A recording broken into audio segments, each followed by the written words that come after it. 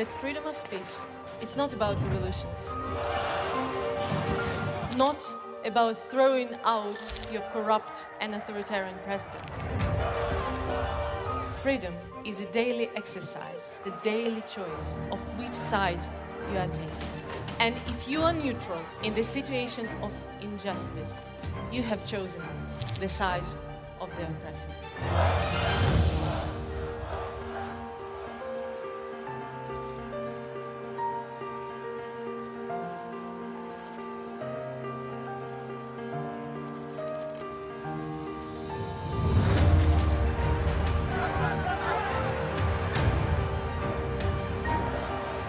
This is not about statistics. When we talk about 100,000 of displaced people, not statistics. It's human beings. They deserve peace, they deserve dignity. And they only count on people like you.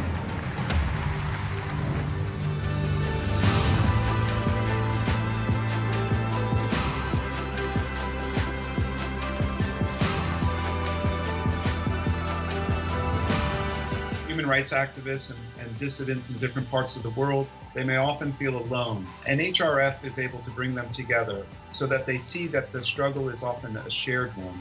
Profoundly, humanly, it's about connection. I need a community of people that have been tortured, have been behind bars, that their home was taken away from them. So I can go to them and I can ask them, I can seek their advice. We spend a lot of time discussing how we can practically make places safer, get people's stories out, fight the good fight.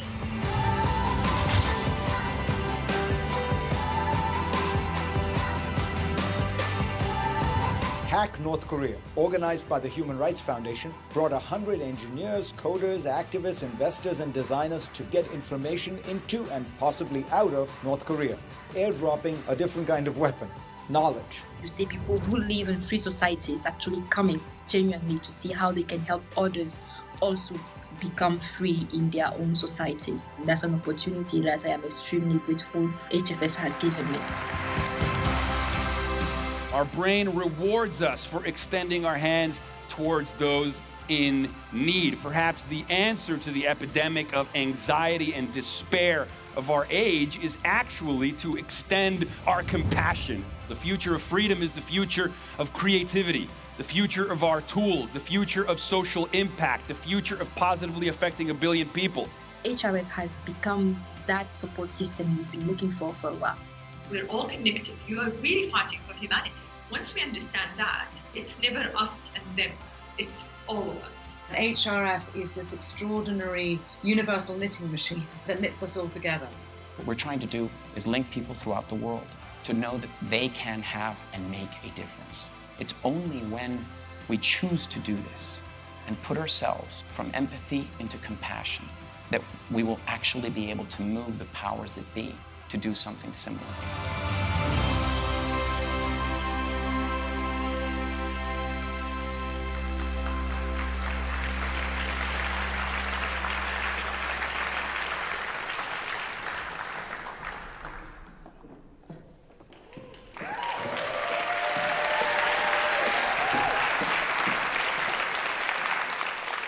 Welcome.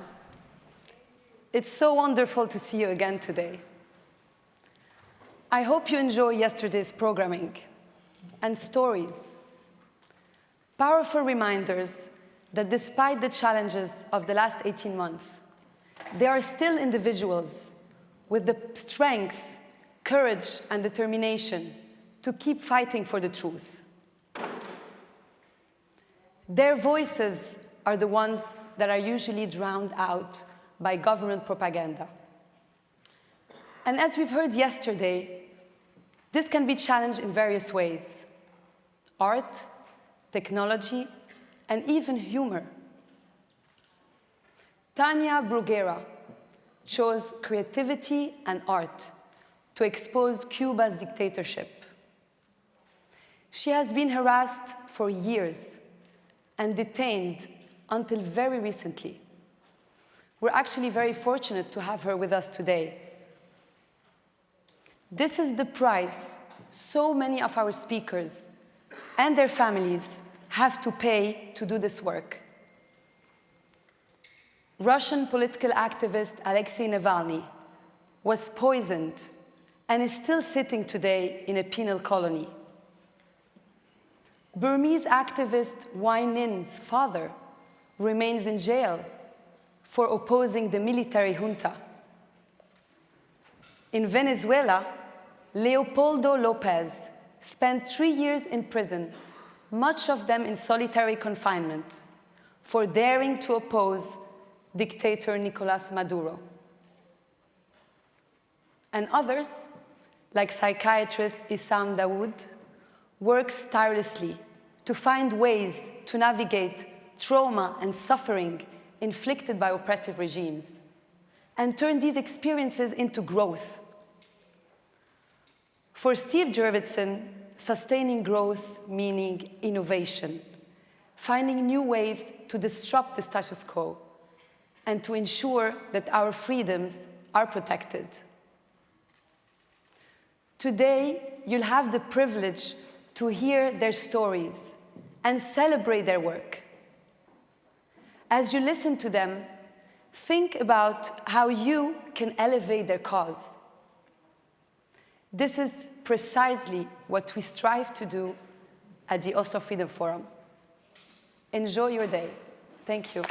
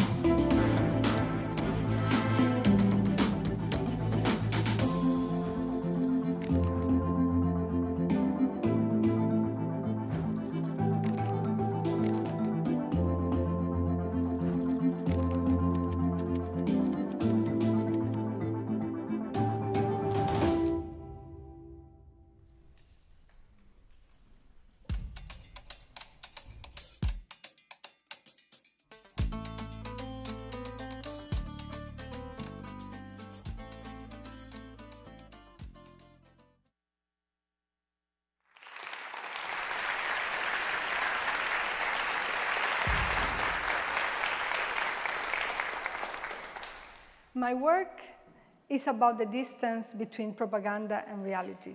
I'm Tania Bruguera, I'm a Cuban artist, and for a long time I had the privilege to, as an artist, be who I could not be as a Cuban citizen. I wanted one day that freedom was something that everyone could experience. I wanted that freedom one day was not just an experience in an art exhibition. That actually happened this July. On the 11th of July, people went into the street and screamed, "We are not afraid." Estamos aquí por la represión que hay con el pueblo, que nos tienen matándonos de hambre, toda La Habana entera se está derrumbando y estamos sin casa, sin nada.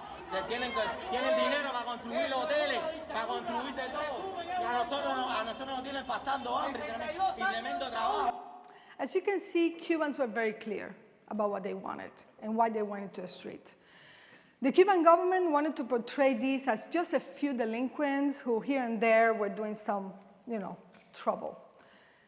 But in reality, that was the biggest upraise of any time in Cuba after the revolution. This is the biggest and spontaneous action that happened across the island after 62 years of dictatorship. So we have here the person that is at the moment, apparently the president of Cuba.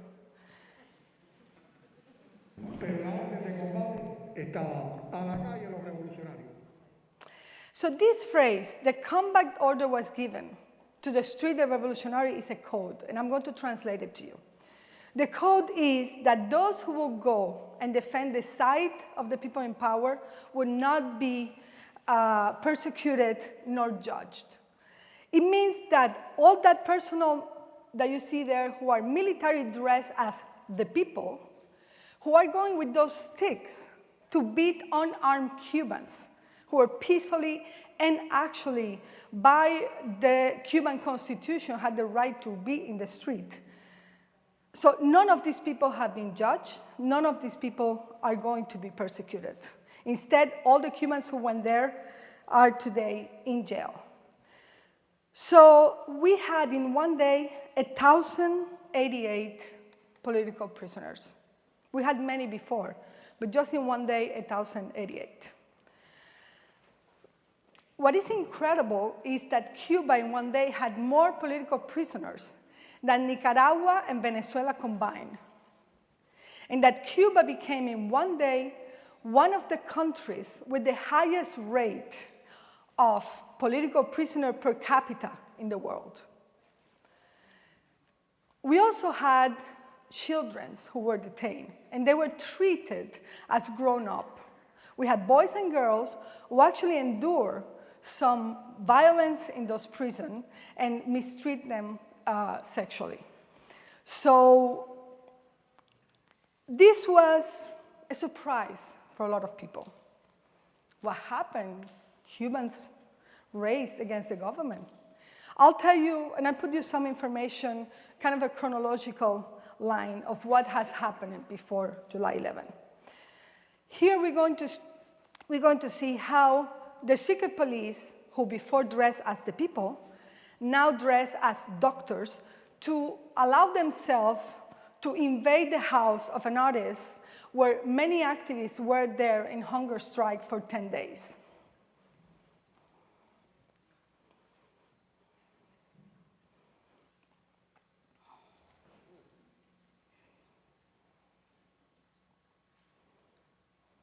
As you can see, those people are not trained to heal. Those people are trained to subdue people and put them in prison. We are part of the community of artists. We saw these, our friends who were artists, treated that way, and we got infuriated.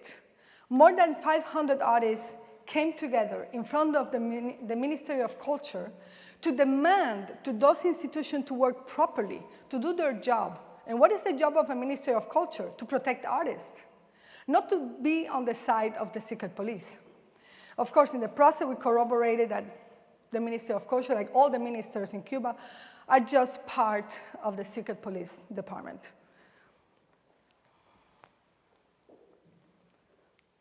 This person you're seeing here is the Minister of Culture himself. He's slapping an artist because he wants to take his phone. He doesn't want documentation of what he's doing. But that slap is also a code. And it was a signal for all the police who were surrounded that event to come in and take into prison those artists who wanted dialogue, and in exchange they got prison. I'm going to show you now a small audio clip that someone secretly recorded in the bus that was where they were taken into prison.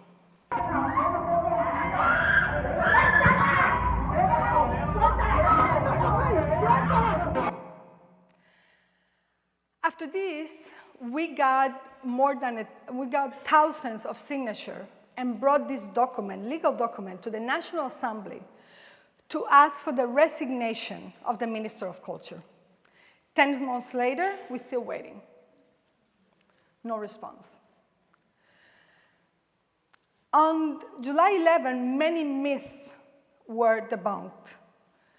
That people against the government are just 3 or 4 crazy people, that they're paid by other governments, all that stuff.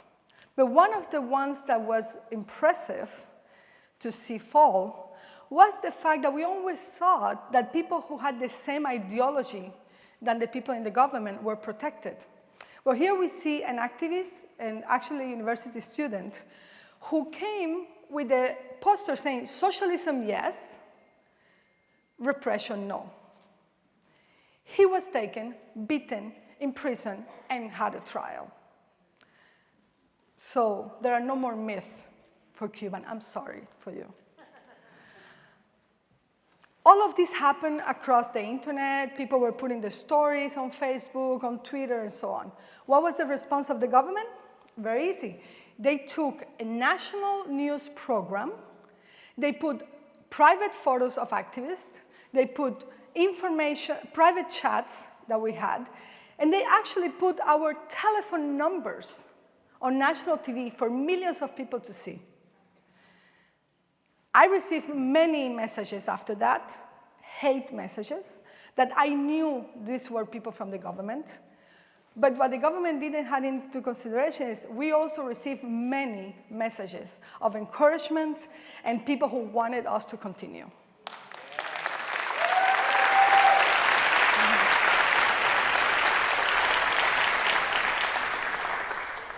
I put a demand, I put a legal defamation case against the guy who was the presenter of the program, and I got a response. I was very surprised.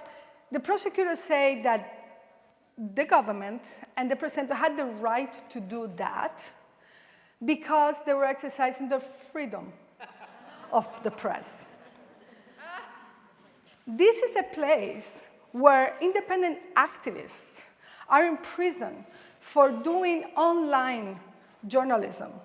This is the place where foreign agencies, press agencies, are threatened by the government if they publish any article that goes and questions them. And this is the place where after July 11th, the government went to the family of the prisoners, some of them young people, and told the family, unless you remove everything from your social media, you are not going to have visitation to see your kid. But that was not enough.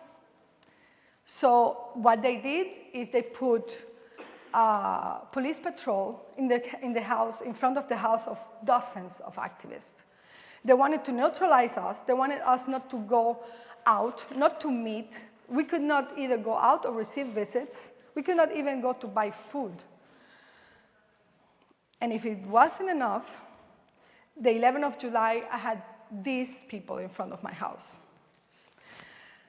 As you know, now, I hope, Cuba is a militarized country where the law is not respected, where the Cuban regime sacrifices everything, including the Cuban people, to stay in power. The problem with Cuba is the normalization of political violence. One example of this is that the minister, the one who slaps, just announced that they're going to do next month an international art exhibition, another piece of propaganda to erase the pain of all the Cubans. So today, I would like you to join the cause of the Cuban people. I want you to join the boycott of the Havana Biennial, and I want you to join our revolution.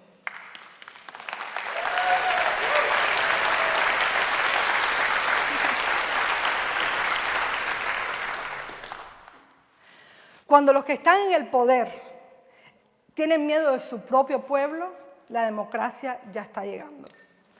Now I'm going to show you the anthem of our revolution. Hoy te invito a caminar por mis solares para demostrarte de que sirven tus ideales. Somos humanos aunque no pensemos iguales. No nos tratemos ni dañemos como animales. Esta es mi forma de decírtelo. Llora mi pueblo y siento yo su voz. Tu 5-9, yo doble 2, 60 años, trancada el dominó.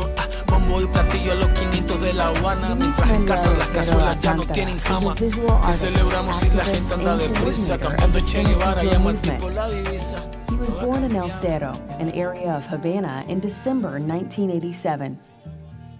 Otero Alcántara has used his work as a tool to impact the public space, demanding respect for basic freedoms through empathy and inclusion.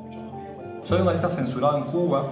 He estado alrededor de como 30, 40 ocasiones en cárceles cubanas sin ningún tipo de justificación legal por simplemente querer ejercer mi libertad artística, mi libertad cultural, mi mejor expresión libre como artista que quiere una Cuba mejor. He sufrido golpes, he sufrido secuestros por la misma razón. In 2018, along with other artists from the San Isidro movement, he challenged the implementation of Decree 349, a tool through which the government intends to limit artistic freedoms. Since then, Luis Manuel Otero Alcántara and the San Isidro movement were recognized as a group of artists, journalists, and intellectuals interested in life and freedom. In the past 3 years, Luis Manuel has given his body to activism through 3 hunger and thirst strikes. He was detained against his will under hospital kidnapping for 29 days after government agents confiscated some of his work. Since July 11th, he has been imprisoned in a maximum security detention center, accused of assault, resistance, and contempt. In violation of its own laws and the Constitution, the regime could impose on Otero Alcántara a penalty of up to 5 years in prison. En otras realidades del mundo, a los activistas, a los periodistas los secuestran y los matan. Es que aquí nacemos muertos. Aquí la gente no sabe exigir su derecho. Aquí la gente vivimos como fantasmas, vivimos como muertos, vivimos como zombies, sin derechos, sin saber que podemos optar por una vivienda digna, que podemos optar por simplemente vivir en un mundo que no sea lo que dice una persona, y si vas en contra de eso, que te cueste prisión, inclusive la muerte. Luis Manuel Otero Alcántara has restricted access to his lawyers, family, and friends. The persecution against him has been ongoing and voracious.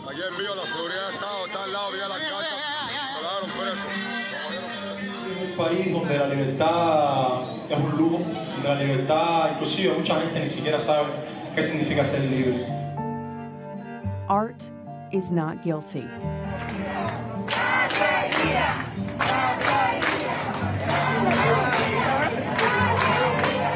Luis Manuel is not guilty.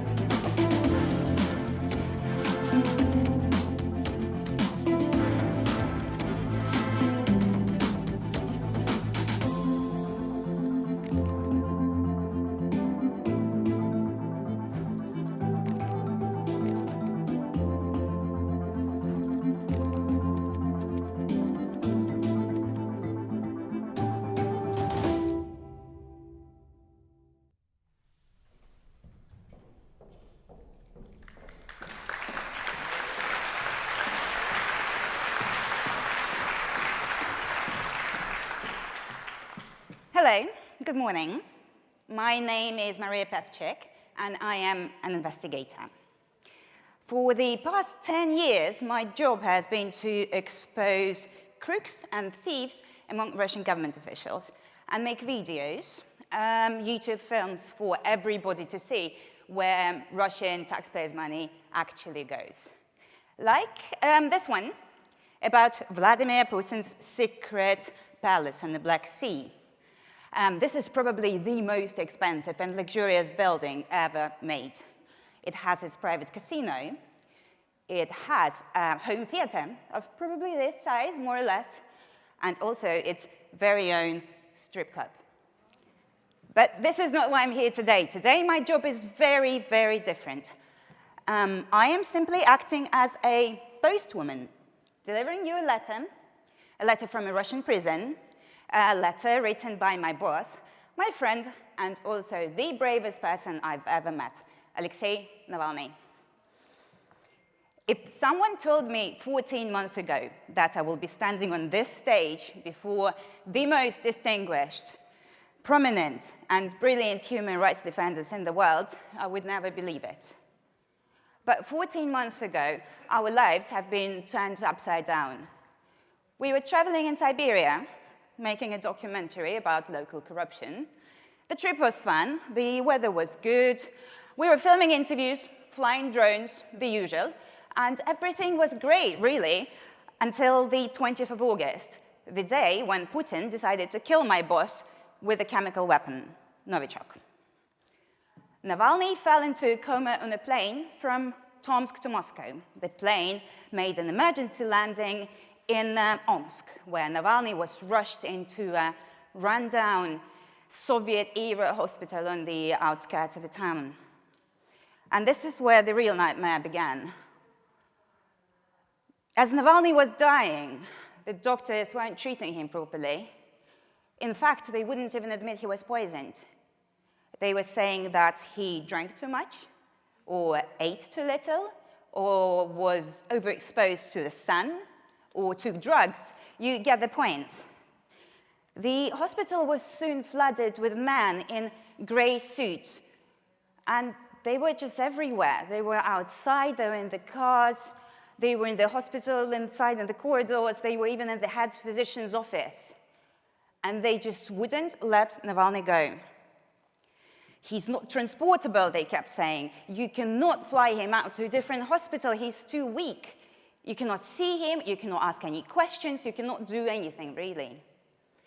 2 days later, when it was assumed that the poison is out of the system, Navalny was loaded into a biohazard-labeled capsule and put on a medevac plane and flown to Germany, where they found traces of Novichok, deadly military-grade poison, and also a signature weapon of Russian secret services. Russia still denies everything. I don't know how it's possible, but they deny the findings of the German lab, of the French lab, of the Swedish lab. They deny the OPCW report. They say the whole world is lying, and they are not. So they say it's all fake news. We ourselves investigated the case, and together with Bellingcat, we identified the group of FSB operatives who traveled with us to Siberia, the poisoners. They followed us and presumably poisoned Alexey in his hotel room on one of the days. We then called one of them. Alexey pretended to be someone else. That was a lot of fun. And they spoke for 50 minutes. And that FSB officer, poisoner, he essentially just confessed. He explained in every tiny detail how they were going to murder my boss and how they were covering up their tracks afterwards. How they traveled to Omsk twice just to wash Navalny's underwear to remove traces of poison from them. But apparently, none of that matters. Russian government officials and Russian propaganda say all of this never happened, this is all made up. A criminal case was never opened. The preliminary investigation concluded that the poisoning was in fact staged by me, by Navalny's wife, Yulia, and also by Alexey Navalny himself. What a team. When Navalny flew back to Russia in January, he was detained straight away for violating terms of his suspended sentence back from 2014.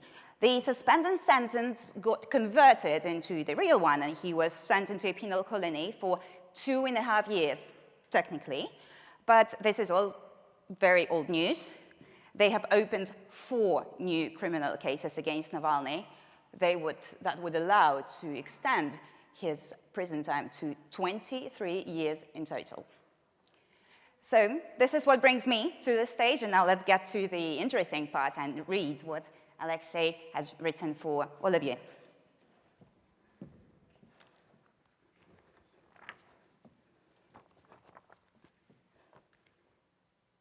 There is nothing unique about addressing a human rights forum by correspondence, or virtually. This is how things are done now. This is the new normal for a while. And we all hope that one day, as a result of the competent joint efforts of state leaders, we will defeat the pandemic, and there will be no more virtual addresses. We'll get to see each other again, shake hands, smile, and do our best to overcome awkwardness during small talk. But when that day comes, many of us still won't be able to attend. COVID restrictions aren't the only reason why me and many others can't be here now. While the world leaders may be good at solving certain global issues, their effectiveness leaves much to be desired when it comes to protecting human rights.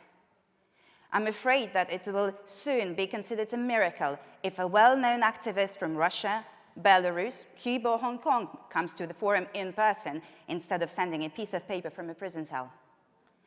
Everyone will be surprised and whisper, wow, how unusual, what an original person of unprecedented fate decided to stand out instead of going to jail like everybody else. Addressing the participants of the Oslo Freedom Forum, I'm speaking to the leaders of the human rights movement, who, more than anyone else, have the full right to say a massive, "I told you so." It is true, you did tell us so, you did warn us, and you were absolutely right, and those who did not listen to you were immeasurably wrong. And I believe that every state leader should repeat these exact words to you. But instead, we hear different words from them. Over the past 30 years, how many tales have we been told about the miracles of authoritarian modernization? How many times have experienced diplomats waving realpolitik banners whispered in our ears, "Oh, don't pressure this dictator about human rights, you will scare him away. He's ready for economic reforms, and that's more important, you have to understand." How many times have investment bankers winked at us from the pages of business newspapers saying, "So what if there are some tortures here and there? What matters is that the economy is growing by 7% a year." A whole religion arose, which can be called the witnesses of the second Singapore miracle.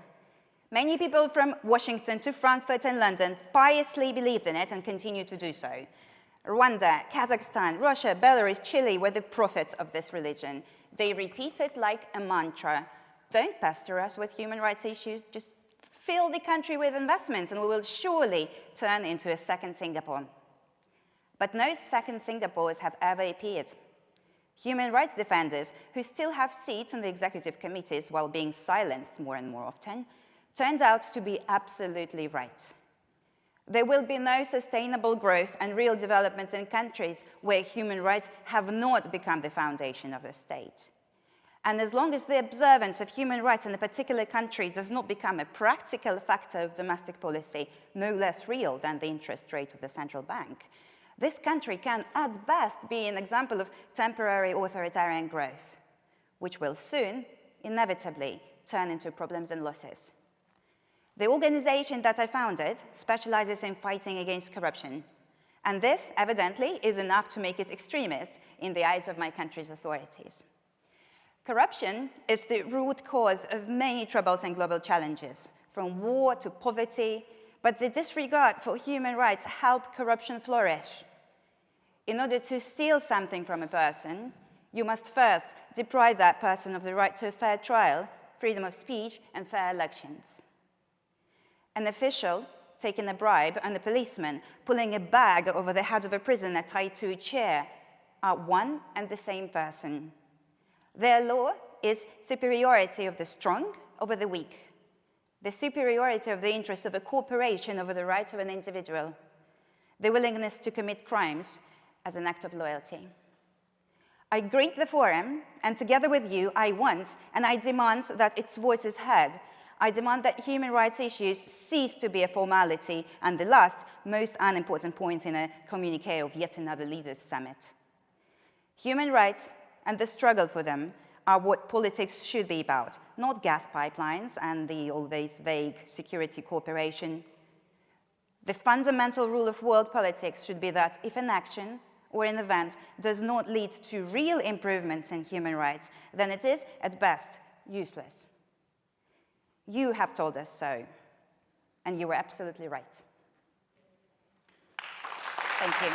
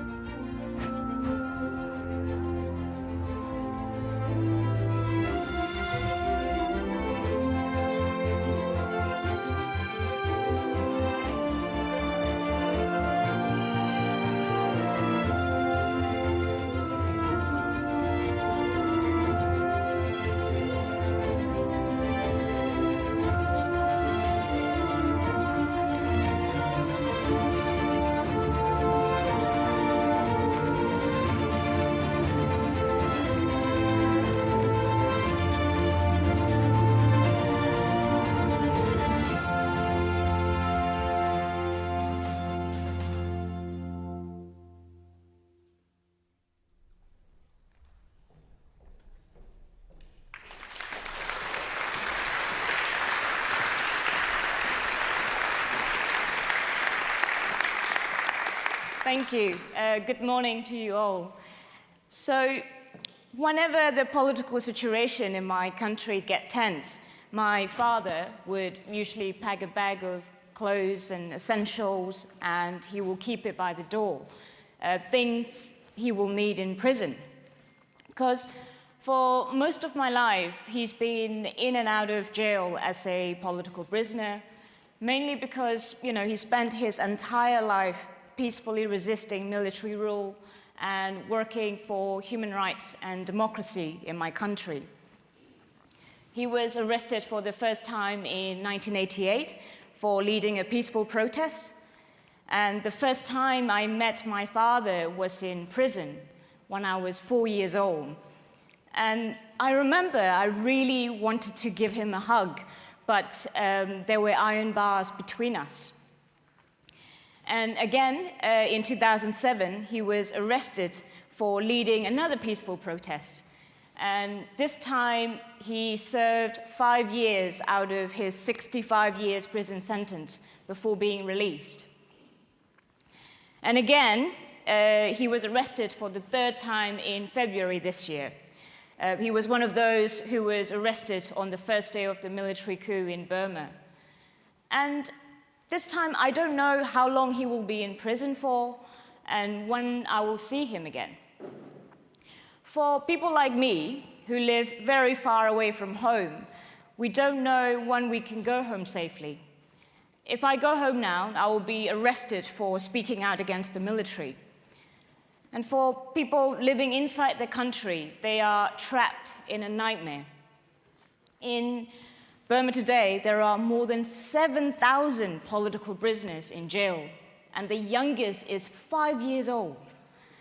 And children of political prisoners today are not as lucky as I was. They can't visit their parents in prison like I did. And it makes me really sad and angry that so many children are now going through what I went through, not knowing when they will see their parents again or even where their parents are. And many political prisoners are being kept in an unknown location. And sometimes family members only find out what happened to their loved ones because they receive dead bodies the next day, and often showing, signs of torture and beatings. And the world has been shocked by the appalling brutality unleashed by the Burmese military since the coup started. Peaceful protesters were shot by police and soldiers. They even shot children. And more than 1,000 people have been killed, and 250,000 people had to run away from their homes in ethnic areas because of the military attacks. So when the military introduced reforms back in 2010, governments around the world hailed this as a transition to democracy. They ignore many warning signs that the entire reform process was designed and controlled by the military to maintain their interest. Yes, we had election and a civilian government on the face of it, but the military still control the guaranteed ministerial post and also appointed quarter of MPs. The international community even stood by and did nothing about the genocide of the Rohingya in 2017 because genocide didn't fit the narrative they chose to believe that my country was transitioning to democracy. They ignore the voices of human rights activists, they ignore the jailings of human rights activists, and they even ignore the increased military attacks on ethnic minorities in my country. So when the head of the Burmese military, Hnin, decided to stage a coup, he had to consider two factors. How will the people of Burma react? And how will the international community react? And I have no doubt in my mind, after literally being allowed to get away with genocide, he calculated that the response from the international community would be weak, and this encouraged him.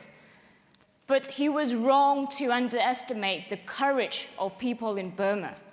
They do not cower in fear as he hoped. I mean, he tried banning social media sites and even shut down the internet for the whole country, but protests continued. He arrested thousands, but protests continued. His police and soldiers shot peaceful protesters, but protests continued. Even today, he hasn't been able to consolidate power and take full control. People have been resisting in many ways possible. They bang pots and pans at night, they've gone on strike and refused to pay electricity bill because money goes to the military. They are boycotting military companies and demanding international action and support. People in Burma are sacrificing everything, including their lives, to win their freedom. The least the international community can do is everything they can to support these people, but they're not. Every weapon that the military uses against our people came from abroad, built by foreign technology or made with foreign equipment. And despite the fact that military has been breaking international law for decades, there is no global arms embargo on Burma. We need global arms embargo.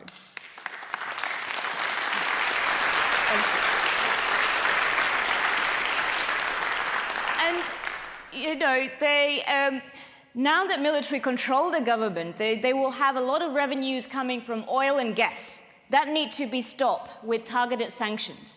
Because, let's face it, they won't be using these money to build schools or hospitals. They will be using these money to buy more weapons and oppress our people. And most importantly, Myanmar and his generals should be on trial at the International Criminal Court for crime against humanity and genocide. But even countries which claim to support human rights like the UK and the US refuse to support the referral of Burma to the ICC. And, you know, there are so many measures that international community can take: diplomatic, economic, legal, humanitarian. But the response from the international community has been frustratingly slow, while people are dying every day in Burma. In 2007, I traveled to the UK and started campaigning for the release of my father when he was arrested for the second time. And when I heard that he was sentenced to 65 years in prison, my thought was I would never see him again in my life. But he was released after serving only 5 years of his prison sentence. And he wasn't released because the military in Burma had a kind change of heart. He was released because of international pressure. And let's face it, that international pressure didn't happen because the governments around the world are so committed to human rights. It happened because they were also under pressure from people like you. Yes, of course, I know we will win our own freedom, but you play an important role in our democracy movement. And military in Burma is not immune to international pressure. So please urge and push your government to take effective action against the Burmese military and hold them accountable. And please follow organizations like Burma Campaign UK and Amnesty and support their campaigns. My hope and my dream is I really want to see Burma to have human rights and federal democracy. We want to live in a peaceful country with dignity, equality, and freedom. And I really want to go home safely and see my family again. And I really want my father and all political prisoners to come home and be with their families again. So please, we are asking you to do everything you can to help people in Burma. Thank you so much. Thank you. Thank you.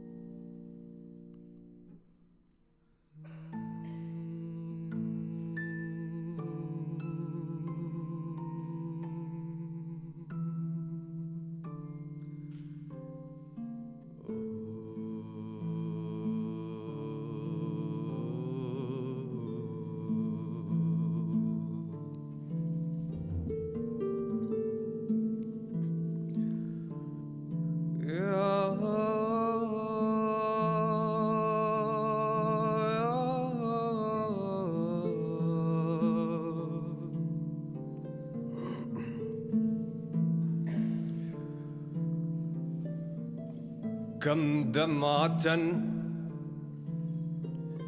فيك لي ما كنت أجريها وليلة لست أفنى فيك أفنيها كم دمعة فيك لي ما كنت أجريها وليلة لست أفنى فيك أفنيها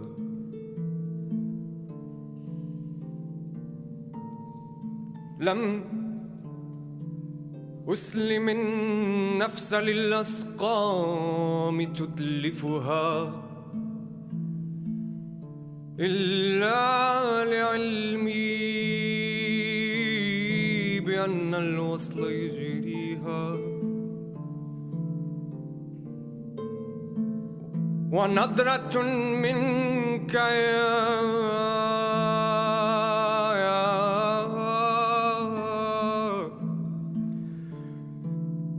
يا سولي ويا أملي أشهى إلي من الدنيا وما فيها نفس المحب على الآلام صابرة صابرة لعل مسقمها يوما يداويها والله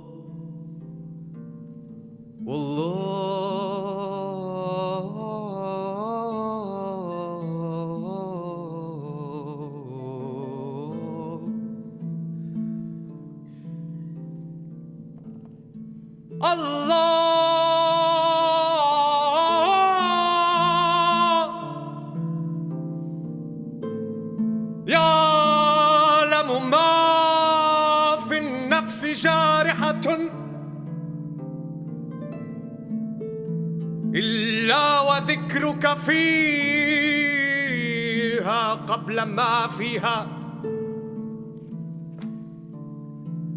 ولا تنفست إلا وكنت بنفسي تجري بك الروح مني في مجاريها الله يعلم ما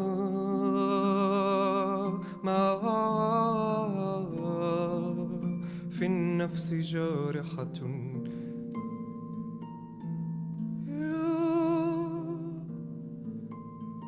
إلا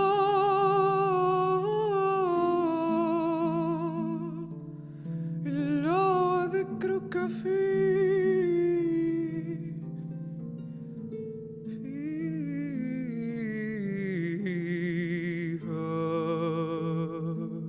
قبل ما فيها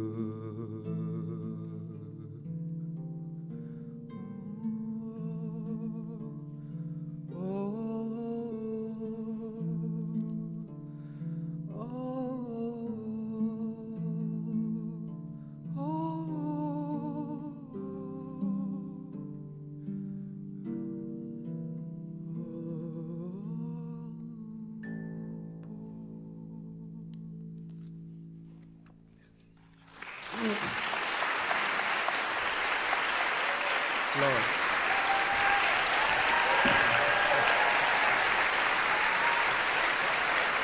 Thank you. Thank you. Thanks a lot.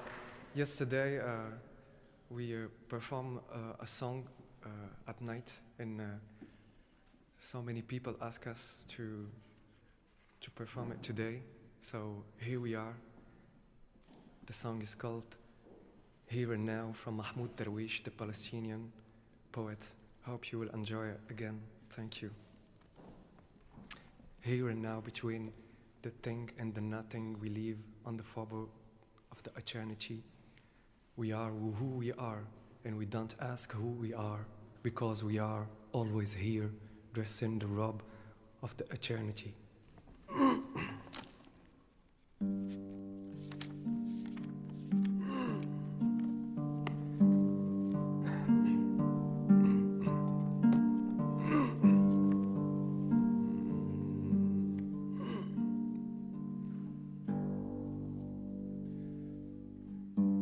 ها هنا الآن بين شظايا الشيء واللا شيء نحيا في ضاح الأبدية نلعب الشطرنج أحيانا ولا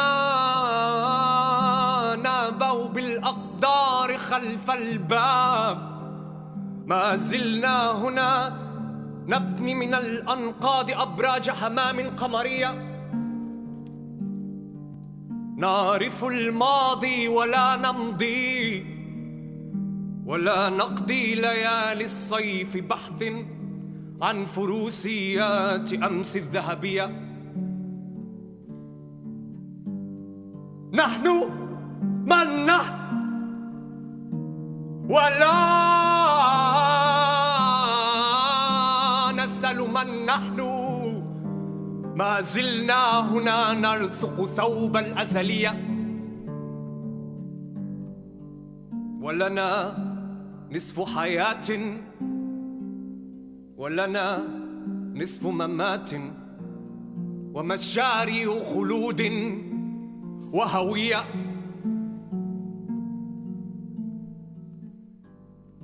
نحن ما زلنا هنا وللحلم بقية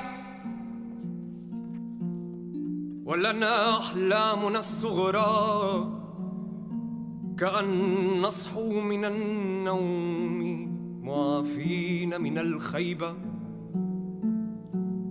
ها هنا فيما تبقى من كلام الله فوق الصخر نتلو كلمات الشكر في الليل وفي الفجر فقد يسمعنا الغيب ويوحي لفتى منا بسطر من نشيد الأبدية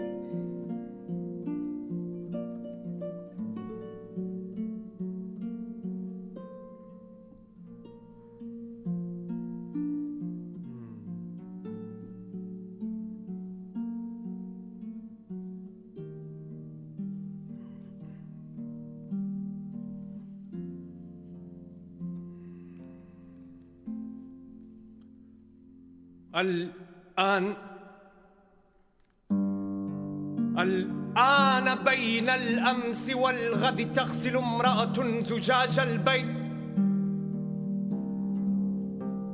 لا تنسى ولا تتذكر. الآن السماء نظيفة وخفيفة. الآن يسألني صديق: ما هي السعادة الآن؟ ما هي السعادة الآن؟ ثم يمضي قبل الجواب. الآن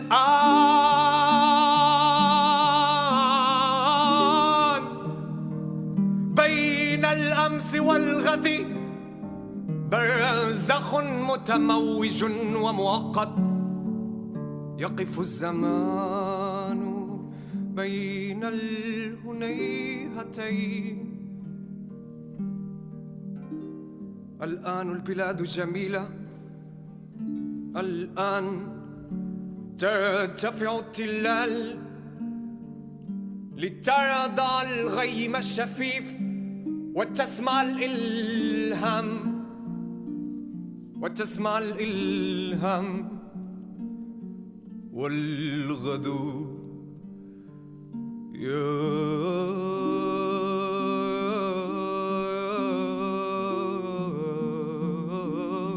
نصيب الحائرين.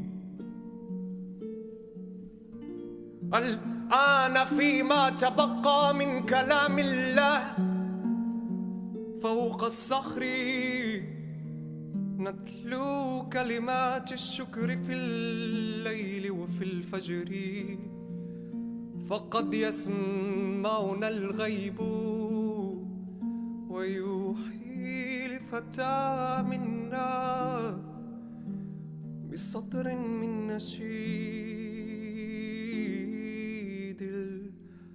الأبدية.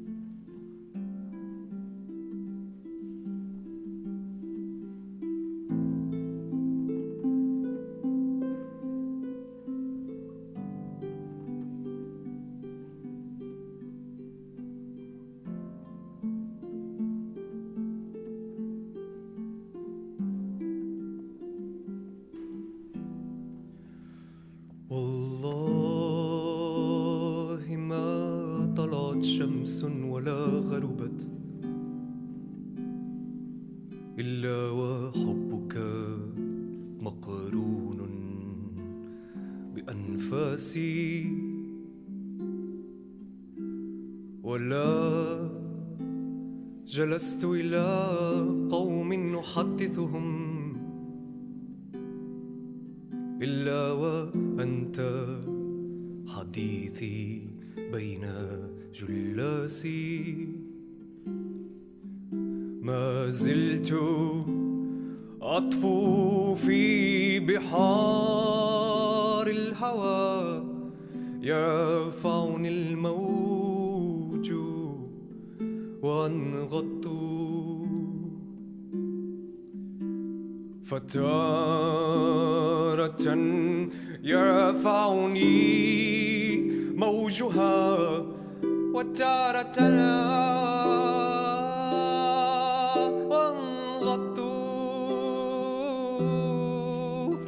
حتى إذا سيرني في الهوى إلى مكان ما لو شبتوا ناديت يا من لم أبه باسمه ولم أخنه في الهوى قط ناديت يا من لم أبه باسمه ولم أخنه في الهوى قط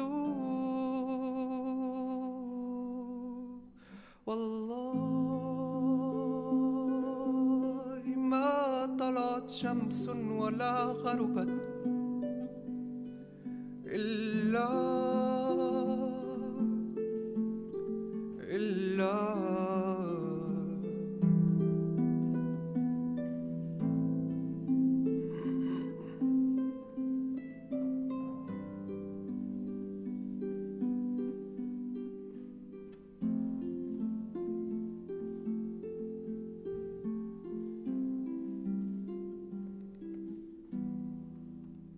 واسأل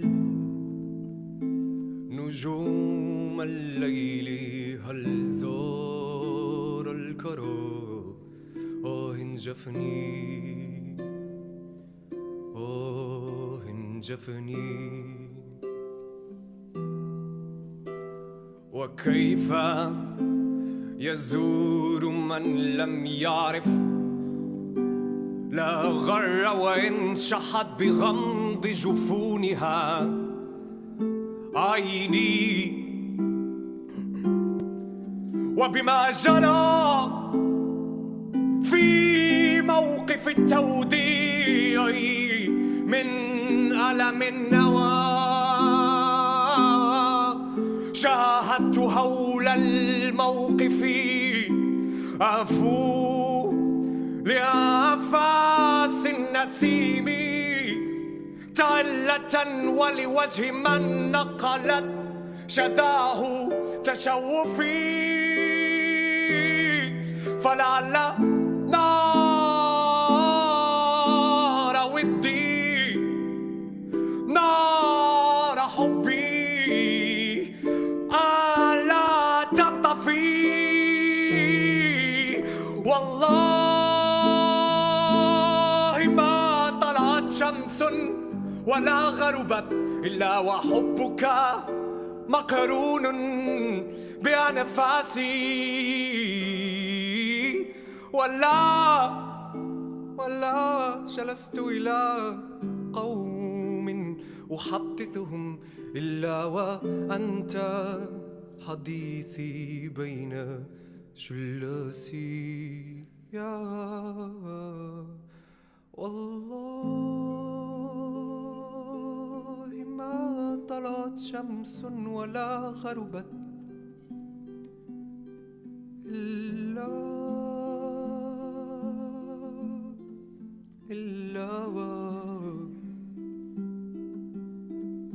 ولا جلست إلى قوم أحدثهم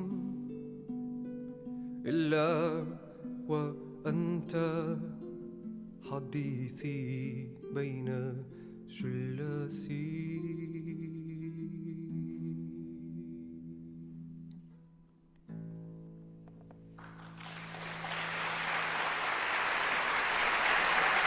Thank you. Thank you. Go in love.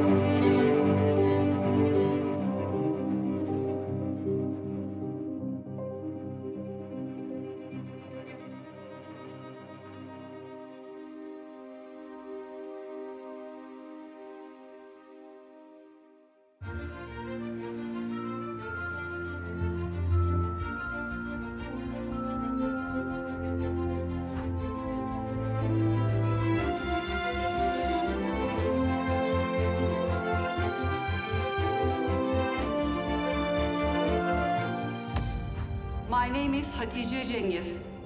I am addressing you as a victim, a title forced on me after the brutal murder of my Jamal.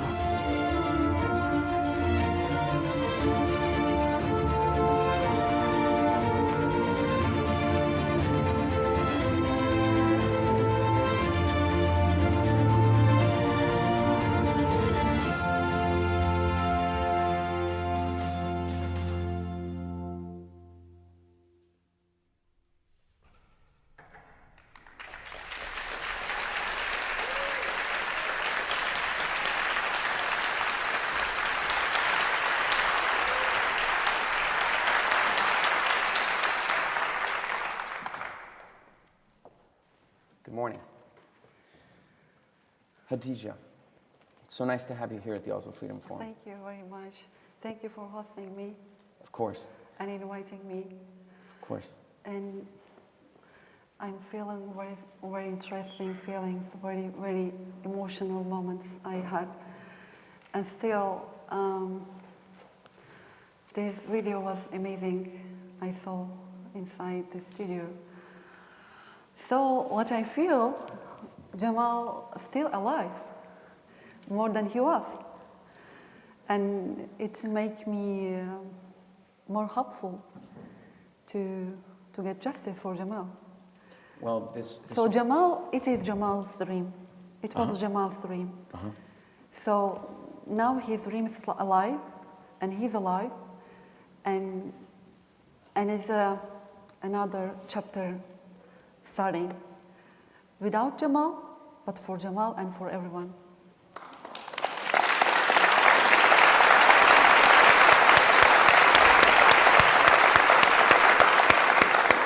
So this weekend, October 2nd, is the 3rd anniversary of the absolutely brutal killing of Jamal.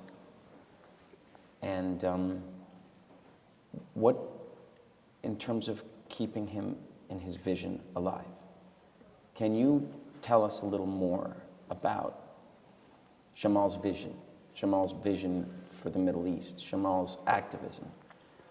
You talk about how he is very much alive, and you hadn't seen the projections that the Human Rights Foundation did all over New York to bring some of the attention to this beyond the film. What, in your view, is the vision of Jamal? What is it we are wanting to keep alive, and that some of the people here who have come from dozens and dozens of countries may not know specifically? What is that vision? First of all, Jamal was asking evolution, not revolution, is the most important thing that we should say, because... So evolution, not revolution. Evolution, not revolution, is the most important point that we should know, because Jamal was not working against Saudi. Okay? So what I remember, Jamal was saying that in the Middle East, we have dictators, we have military regimes, we have repression system, and we have to get rid of, we have to finish this.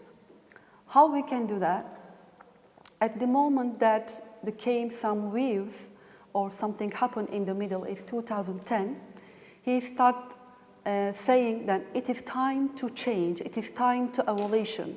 We should use these waves through truth, through democracy, through freedom, because the regimes in Saudi and in other Arab countries was not allowed to speak. There is no democracy in the Middle East, as you know. So he started speaking about democracy, and I remember, maybe you saw this, he was asking, I'm asking for at least or in minimum, he meant that democracy. He was asking about democracy as a minimum. Can you imagine that? So in democracy and freedom, the most important things in the Middle East, they don't have. Right. So that's why he started speaking. He's maybe 10 last years in his life, he saw the opportunity to take and then use through the governments and to change this maybe not system, but you know. So his mission also, he was saying the same values in the Middle East we need reverse. The Middle East people, Arab people deserve to live the same values like Western country. At least we should start with a little bit democracy, more freedom of speech, and also he, you know, there is not a lot of people like Jamal in the Middle East. Right. So he was a really different person as a person, and writer, thinker, and intellectual, and he had a lot of side. Because of this, we lost a lot of things. Because of this, you cannot find easily the Jamal as Jamal person in the Middle East. So that's why I'm seeking justice for Jamal, because we lost a very important man that maybe it will come really difficult like him. Well, let's talk about the search for justice for Jamal. So one day you're a doctoral student pursuing a PhD, and within 48 hours you are the face of a global tragedy and a story that ended up being the biggest story of the year with so many stories, and you were essentially the face of this story, the face of this moral tragedy. Tell us a little bit about how difficult that was, that transition. What actually, what did you go through, and what does justice for Jamal mean to you? In personal side, it was really difficult to understand what happened that day, 2nd of October. I didn't ask being a public speaker, but at the beginning, what happened to Jamal, 2nd of October 2018, it was a big shock, and I felt like the two different identity. As a order person or any simple Hatice in my life, as you said, academic or researcher or Turkish citizen, and doing the essential things in her life. At the same time, one day came and then I become the part of a very big crime in the world, and it was huge for me to understand what's happening. So I still don't understand, really, believe me. I'm asking why I'm here, why I am talking with you. You know? And no, I mean, it's a really, I still, 3 years later, I'm asking this question every day, every morning. What happened to him? Why I become activist? I didn't ask this. I didn't ask being public speaker, and I didn't ask being activist. I didn't ask being who work in human rights issues. You know, I was a researcher in the Middle East and simple life. You know, every person, but the regimes or the international community or governments or powerful or money, the two faces in the world make me activist. It's not my choice, 100%. And that is the sad reality of so many people in the Oslo Freedom Forum who are just living their lives. And then suddenly the horror of government, of a state that does not follow the rule of law, just reaches in and shakes them and punches them and pushes them. And before you know it, the plans they had for a particular life is completely uprooted. And like you said, you find yourself in this situation, kind of traumatized, not knowing how did I end up here? This is not what I planned. But you actually, as opposed to some who can't get back up, as opposed to some who simply just, these things happen to them and they are unable to respond to these things with the level of courage that you can. with what you have exhibited. Agnes Calamard, the UN Special Rapporteur for extrajudicial killings, she did an extensive investigation into the murder of Jamal. And she established and concluded that the Crown Prince of Saudi Arabia, Mohammed bin Salman, personally planned and premeditated the murder of Jamal with a team of people he sent into Turkey. Beyond this, every intelligence agency of Western countries, the United States specifically, concluded with absolute certainty that the Crown Prince of Saudi Arabia is responsible for this murder. What does justice for Jamal, what does that look like for you? What does it look like? My message is really clear. He shouldn't be Crown Prince. And he shouldn't be...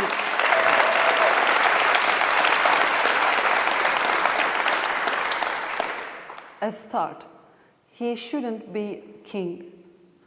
And we have to punish him. We have to send him in jail, or he has to be held accountable. It's justice. And by the way, I just 10 minutes ago, before I came here, I received a message, sister of Abdurrahman said, Han, I don't know the Arij here or not. Arij. And they decide her brother 20 years prison and another 20 years travel ban. For this young lady's brother? Yes, no, his brother, right. Abdurrahman Sadhan in Saudi Arabia. Okay. And he did not do anything. So when I saw these issues beside what happened to Jamal, because I become as an activist, as you said, but I not feel a really activist still, but I understood or I understand what's happening, and it encouraged me to be more, by the way. Mm-hmm. These stories and these people here, like Arij and his brother, and I don't know him, and I don't know Arij, but they make we are friends. Well, you understand because you can sympathize with it. The thing that happens when, for instance, today we've had a number of people talk about situations in their own countries. Yeah. And people who are not involved in the human rights field, people who are watching, people who are in the audience, the thing is, once you know what has happened, once you understand what is happening, you have a choice. Yes. You can participate, yes. or you can look away. But and if you look away, it's a reflection on you. But if you have conscience, if you have conscience, you should understand. Right, yes, precisely. But you cannot silence your conscience. Well, some people look away because they just don't want to deal with the responsibility and the accountability that we actually are all members of one large community, and we need to assist each other in realizing our individual rights, our individual freedom, and our individual sovereignty. And you've understood that, which is why you can immediately react to that. Yeah. Now, I want to ask you a couple of questions. Has anyone from the Saudi government ever contacted you? No, not at all.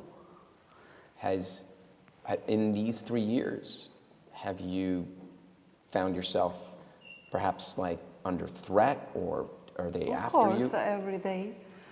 They're attacking me on social media every day, and they're targeting me, they're following me, and when I was in London, if you remember, and they were following me there. So, and they swear every day on the social media. They try to do what they can do. Well, in London, I remember that you had an apartment in London, and they got themselves an apartment across the street. Yeah. So they could watch you all the time, so they could see what you were doing. And then that's when... Unfortunately, I didn't know that at that time, but I knew a while after. Well, they are, I mean, it's quite remarkable. You have this trillionaire psychopath who is named as the potential future king of Saudi Arabia. And then you have you. You're not a trillionaire or a millionaire, and yet you stand with one thing, which is the truth and your voice, and they are absolutely terrified of you. Yeah. That's incredible. That's Thank really you. incredible. What can we do? How can this community, how can the people watching help you? They shouldn't forget what happened to Jamal. We need to remember Jamal, and because he paid a very high price for these values that we are talking about, and we also need to support this campaign, Justice for Jamal. Mm-hmm. And I think it's the main essential things they can do. And also, Thor, I remember, I want to say it's a very important, my notice. At the beginning of this crime, the 2018, I remember that the people was calling me from everywhere. But the most important thing is the governments, the part of the Human Rights Council belongs to governments in Europe, you know. So the governments was calling me, and the big media outlets was calling me every day. And then 6 months later, maybe a year later, the human rights foundations, they continue to calling me from the beginning at the end or until now. What I want to say from this, because of the politics, because of the relationships, because of the money, power of money, the people get away step by step from this case. Now, who talks about this issue? It's human rights defenders and human rights foundations as you, and also Freedom Forum, one of them. So we should keep this strong, these companies or this side. And I was in DC a couple of days ago, and it's a really sad.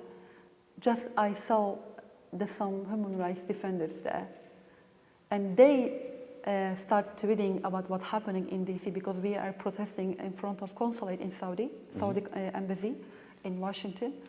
And then the media or big media outlet took from them, and then they start tweeting about what's happening in DC. What I'm saying, the world make us activists or the human rights defender, but they follow us, what we are doing, and they took from us as news. Have you understand? Yeah. Oh, okay. Well, do you believe that justice will be done for Jamal? Yes, of course, one day. Well, Hatice, thank you very much. Okay, you're Thank you. welcome.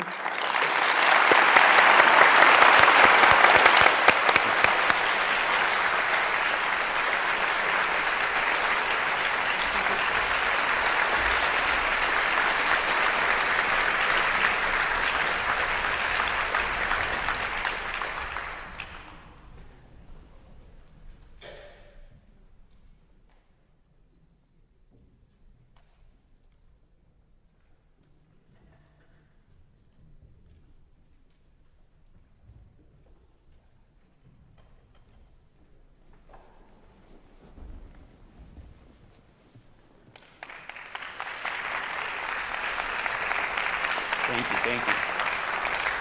How are you, everyone? My name is Roberto Gonzalez, and I am the Chief Legal Officer at the Human Rights Foundation. I hope that by now, most of you have gotten a great taste of the amazing collaborative space that is the Oslo Freedom Forum. Yesterday, we were talking about starting new conversations and seeking out new connections while you are here. Perhaps by now, you have already linked up with an activist, journalist, entrepreneur, or perhaps a technologist who are working at the front lines of social issues. Today, we would like you to further engage with our community and join sessions with thought leaders from around the world. Importantly, if a collaboration takes place while you are here, please let us know. We would love to hear about it. And this is very important because this is right in line with our theme this year, which is Truth Ignited. We believe that each one of you has the potential to ignite truth via these collaborations. We are now heading into the final Theater Talk session of the day, but this doesn't mean at all that the conference is over, because we have an afternoon full of panel discussions, fireside chats, and workshops. So please, if you can, join us there. And in our next session, we will, of course, continue to hear the amazing stories of exceptional human rights advocates from around the world who are fighting in the name of freedom, democracy, and prosperity in their home countries. And to close out our session, we will have guest performances by 2 artists who have stood up to dictatorship. So please, now, enjoy the break, get a coffee, make some new friends, get a cookie, and we will see you back here at 12 p.m. sharp. Thank you.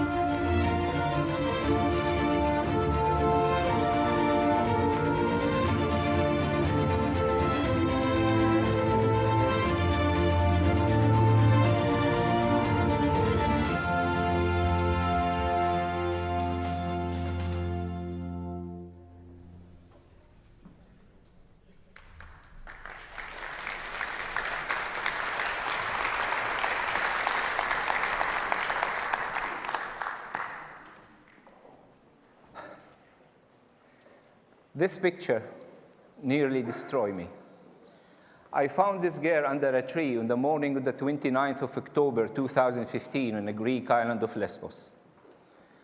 Far from the tree she probably climbed in Syria. I never knew what her name was. She could have been 12 years old. Maybe she liked dancing. Maybe she dreamt of becoming a doctor like me when I was her age. I gave her the name Amira, which means princess in Arabic. My name is Essam Daod, a Palestinian resident of Israel, a surgeon who became a psychiatrist. I have seen and witnessed every possible kind of human suffering. I thought that my experiences turned my skin into shield and toughened me up. However, I was wrong. I discovered that my shield didn't protect me from the scenes I encountered back in 2015, when thousands of families fleeing war, persecution, hunger, and repression arrived in Lesbos. They sailed in a floating wrecks and inflatable dinghies, crammed in like sardines. My wife, Maria, and I were catapulted into this unfolding crisis almost by accident. I found myself performing countless CPRs with my bare hands. Some were successful, and some were not. I had to confirm the deaths of children and heard countless stories of untold human suffering from seafaring refugees, Syrians, Palestinians, Afghans, Bangladeshis were all there with their bleeding mental injuries. Then and there, it didn't really matter where they came from. For me, the boundary between the living and the dead began quickly to blur. Weeks after I held Amira on that morning, her face was etched in my mind's eye. By then, I have rescued so many children, but my feeling how I failed to rescue her and be there for her when her boat sank stripped away my freedom. I was imprisoned by my own pain and trauma. I felt powerless to do anything but automatically act. I was hell-bent in pumping hearts back to life, obsessed with the medical recovery, treating people like refrigerators that need to be plugged in. These trauma-driven reactions had a severe cost on me. I started to experience episodes of rage, difficulty breathing, insomnia, nightmares. Even when I went back home to Haifa, I continued to crack internally, like a fragile glass window. Amira stirred something deep within me. I started to lock myself up and sob. Sometimes tears would creep up on me while I am lecturing, talking, or driving. It was more than embarrassing, it was dangerous. It impacted my relationships. People started to abandon me. My colleagues complained that I was too aggressive. I am destroying my career. My wife couldn't tolerate me. My parents missed me because I stopped visiting. They all longed for the person I used to be. One incident began to turn the tide for me. I saw a picture of a kid who I rescued. I showed it to my friends, and while I was telling them how he get back to life after a successful CPR, my wife Maria cut me off suddenly and said, "Essam, you are talking about Ahmad." Ahmad?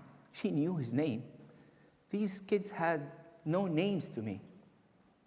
Maria told us how after I supposedly saved him, he was rushed to the hospital. His gaze was frozen. His eyes was wide open. They had to close his eyes with a tape so they wouldn't dry out. He didn't cry when they put a needle in his arm. He didn't eat or drink. He didn't even respond to anything. It's like his soul has dissociated from his body. Maria decided to stay at the hospital by his bedside, day after day, never losing hope, being there for him. On the third day, Ahmad started to respond. He awoke from his coma-like state, climbed out of the hospital bed, took Maria by hand, headed to the glass door of the department, touched it and said in Arabic, أنا بدي أروح البيت. I want to go home. It's a catatonic state, I said to myself. The most extreme reaction to trauma. The overwhelmed storm at the sea became a neurological storm within this child brain, and I missed it. The child psychiatrist missed it. And it's because I was blinded by my pain and trauma. The message was loud and clear. Physician, heal thyself. It was definitely my wake-up call.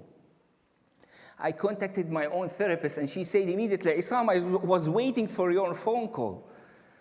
I was following your work and wondering when you would call.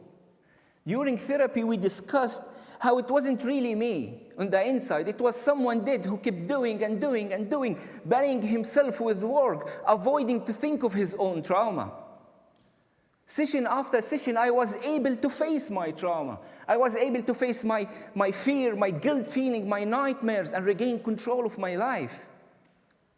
And once I regained my calm, my previous state of mind, or rather the chaos, became clear to me. I saw my own cracks. I was able to save the child within me who was drowned in trauma, and the journey turning pain to hope began.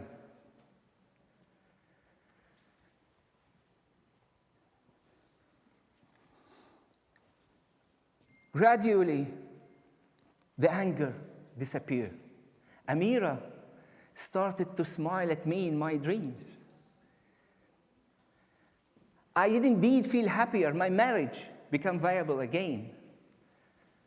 And Alma, my daughter, my little princess, was born. For Amira, and because of Ahmed, Humanity Crew was born. A mental health aid organization that specializes in the prevention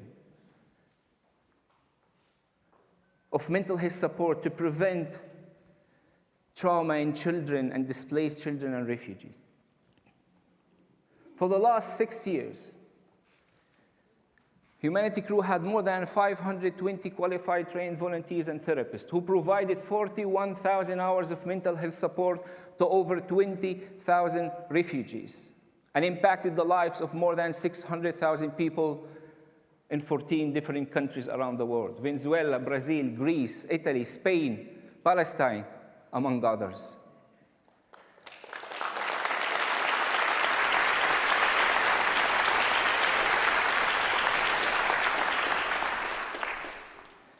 This was possible only because the Humanity Crew was no longer about my personal trauma. My work transformed from trauma-driven reaction to healthy activism. The stories that now take center stage is the stories of the children whose trauma we try to relieve and prevent. There is no shame in therapy. There is no shame in seeking professional help, because only when we care for our mental health can we care for others and grow.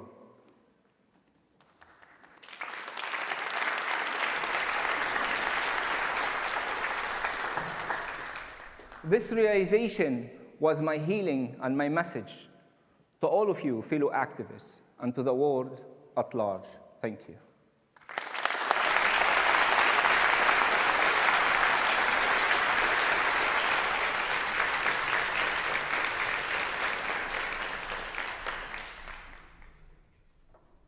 그리움과 뜨거운 경모의 정을 담아 위대한 김일성 동지와 김정일 동지께 가장 숭고한 경의와 새해 인사를 삼가드립니다.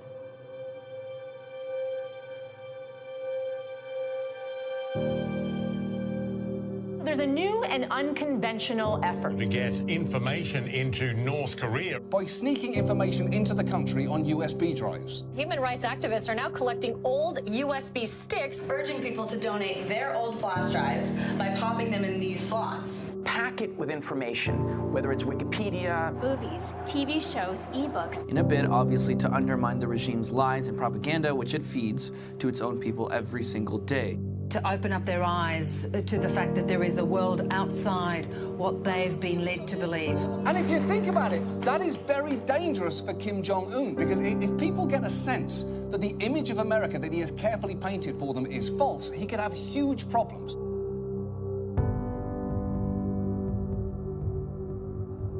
김정일 동지께 건설을 위한 투쟁에 고귀한 생을 바친 이 USB에 희망의 정보를 넣어가지고 북한에 들여보내서 북한 주민들이 자유의 힘을 가질 수 있다는 생각을 저는 가지고 있습니다. 북한 내에 진실을 알리는 것이 중요할 뿐 아니라 북한 밖의 소식을 알리는 것도 중요합니다. Of course, watching this information helped me to realize there was some humanity out there. When we can educate and enlighten North Korean population with outside information, so that if North Korean people can have the ability to compare the North Korea with the rest of the world, then I think we can make a change inside North Korea. Often people think changing the world is something grand. You gotta do so many things.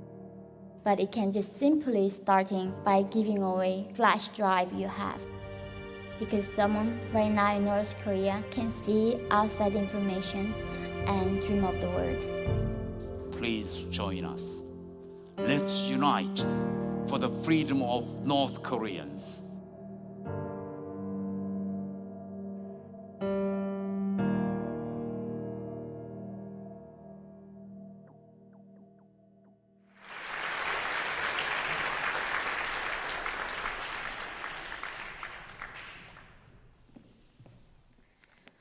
Good afternoon, everyone.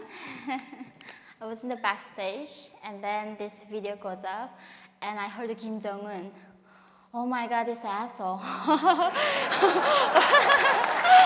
my God, thank you. Wow. Wow, it almost gave me a heart attack. But even if I say he's an asshole and bastard, he's not gonna execute me. So, wow. Oh, thank you. It's great to be in this free country and meeting you as a free person. I escaped North Korea at 13 years old to find a bowl of rice. And that journey from North Korea to go to China, being a slave, and eventually crossing that frozen Gobi Desert into Mongolia, I ended up here in Miami.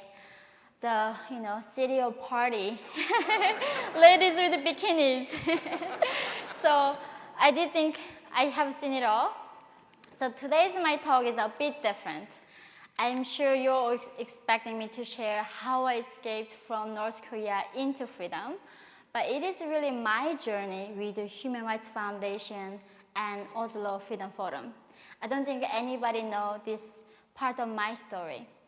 So when I was 20 years old, in 2014, I think, I was invited to go to Hack, North Korea, this hackathon conference hosted by Human Rights Foundation in Silicon Valley in San Francisco. I mean, I'm North Korean. How the heck do I know what hacking is? Or even like what is Silicon Valley is? And I was joined there as a judge. And at that place, actually, I shared my story about how watching movie Titanic gave me a taste of freedom. Because I never seen, there's no word for love in North Korea, and seeing a man can die for love, that gave me some idea that there was a world outside North Korea existed. After this talk, Thor, the president of HRF, came to me and hugged me. And I was like stuttered. I said, he's a man, I'm a girl. I'm like coming from Asian country. I'm not sure if I can share even this story. He whispered to my ears, don't worry, baby, I'm gay.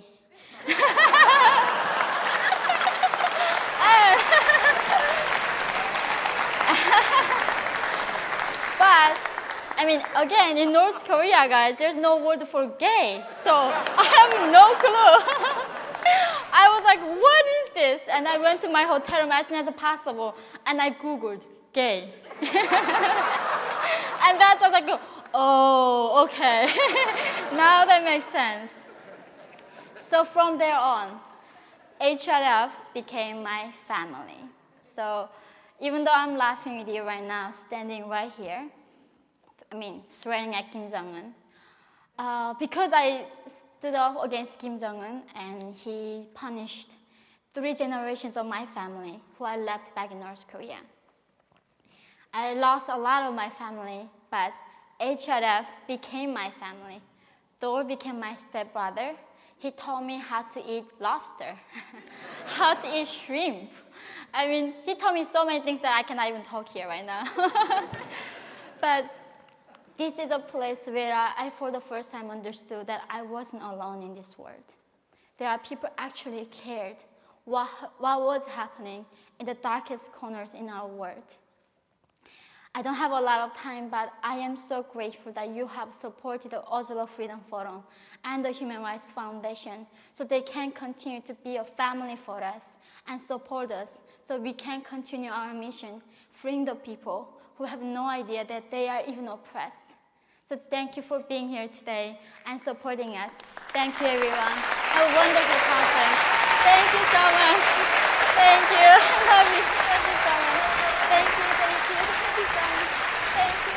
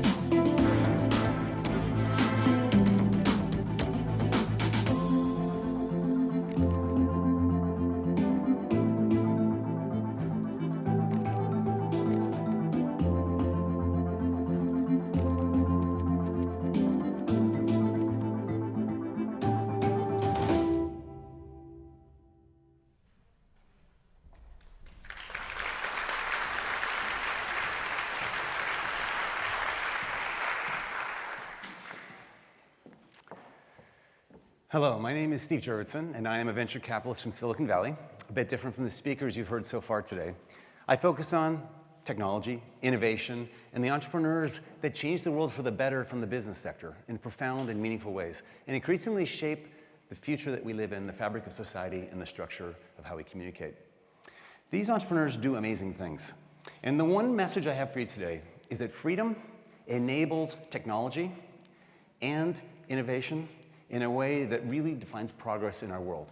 It's the opposite of stasis. It's the opposite of the big getting bigger and things continuing as they always have. If you think about the major vectors of change in our world, the meaningful innovations on our planet, they always come from a new entrant.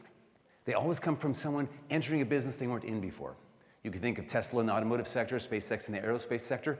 These are profound changes that are always led by new entrants. And I want to emphasize that. In business, it is always new entrants that lead meaningful change. Now, what do I mean by meaningful change? Change that history books would be written about. Not incremental little improvements in some oil and gas extraction process that maybe adds 5% efficiency to the bottom line. Who cares, right? We're talking about moving the human narrative forward. Those always come from new entrants. And it's kind of profound how quickly and powerfully that can happen. If I was to ask everyone in the room today, 20 years from now, what will be the most important business, the most important company on earth 20 years from now?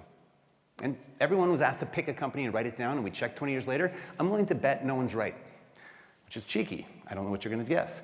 And the reason I feel confident of that is the most important company 20 years from now does not exist today. It hasn't even started. And if that seems hard to imagine looking forward, just look back 20 years. There was no Tesla. There was no SpaceX. They did not exist. They were not even a figment of our imagination. So meaningful innovation, oh, if we can, oh wait, let me go back one. Okay, there we go, is the focus area.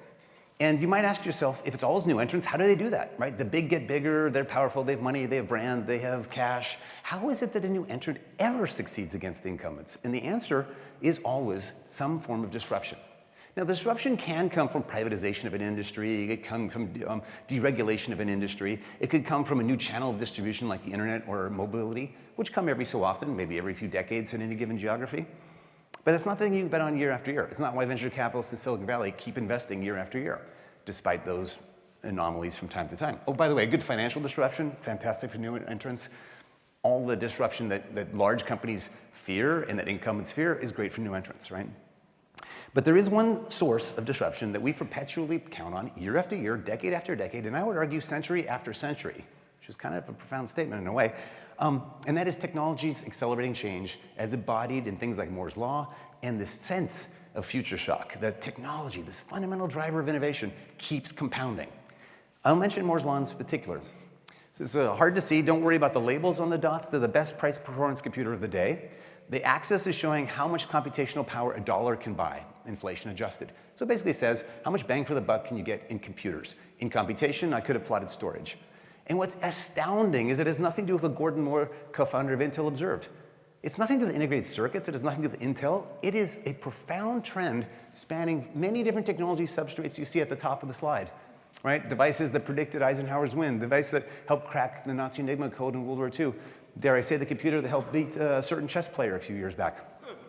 And this frontier is exogenous to the economy. The Great Depression, World War I, World War II have had no impact on humanity's continually compounding capacity to compute.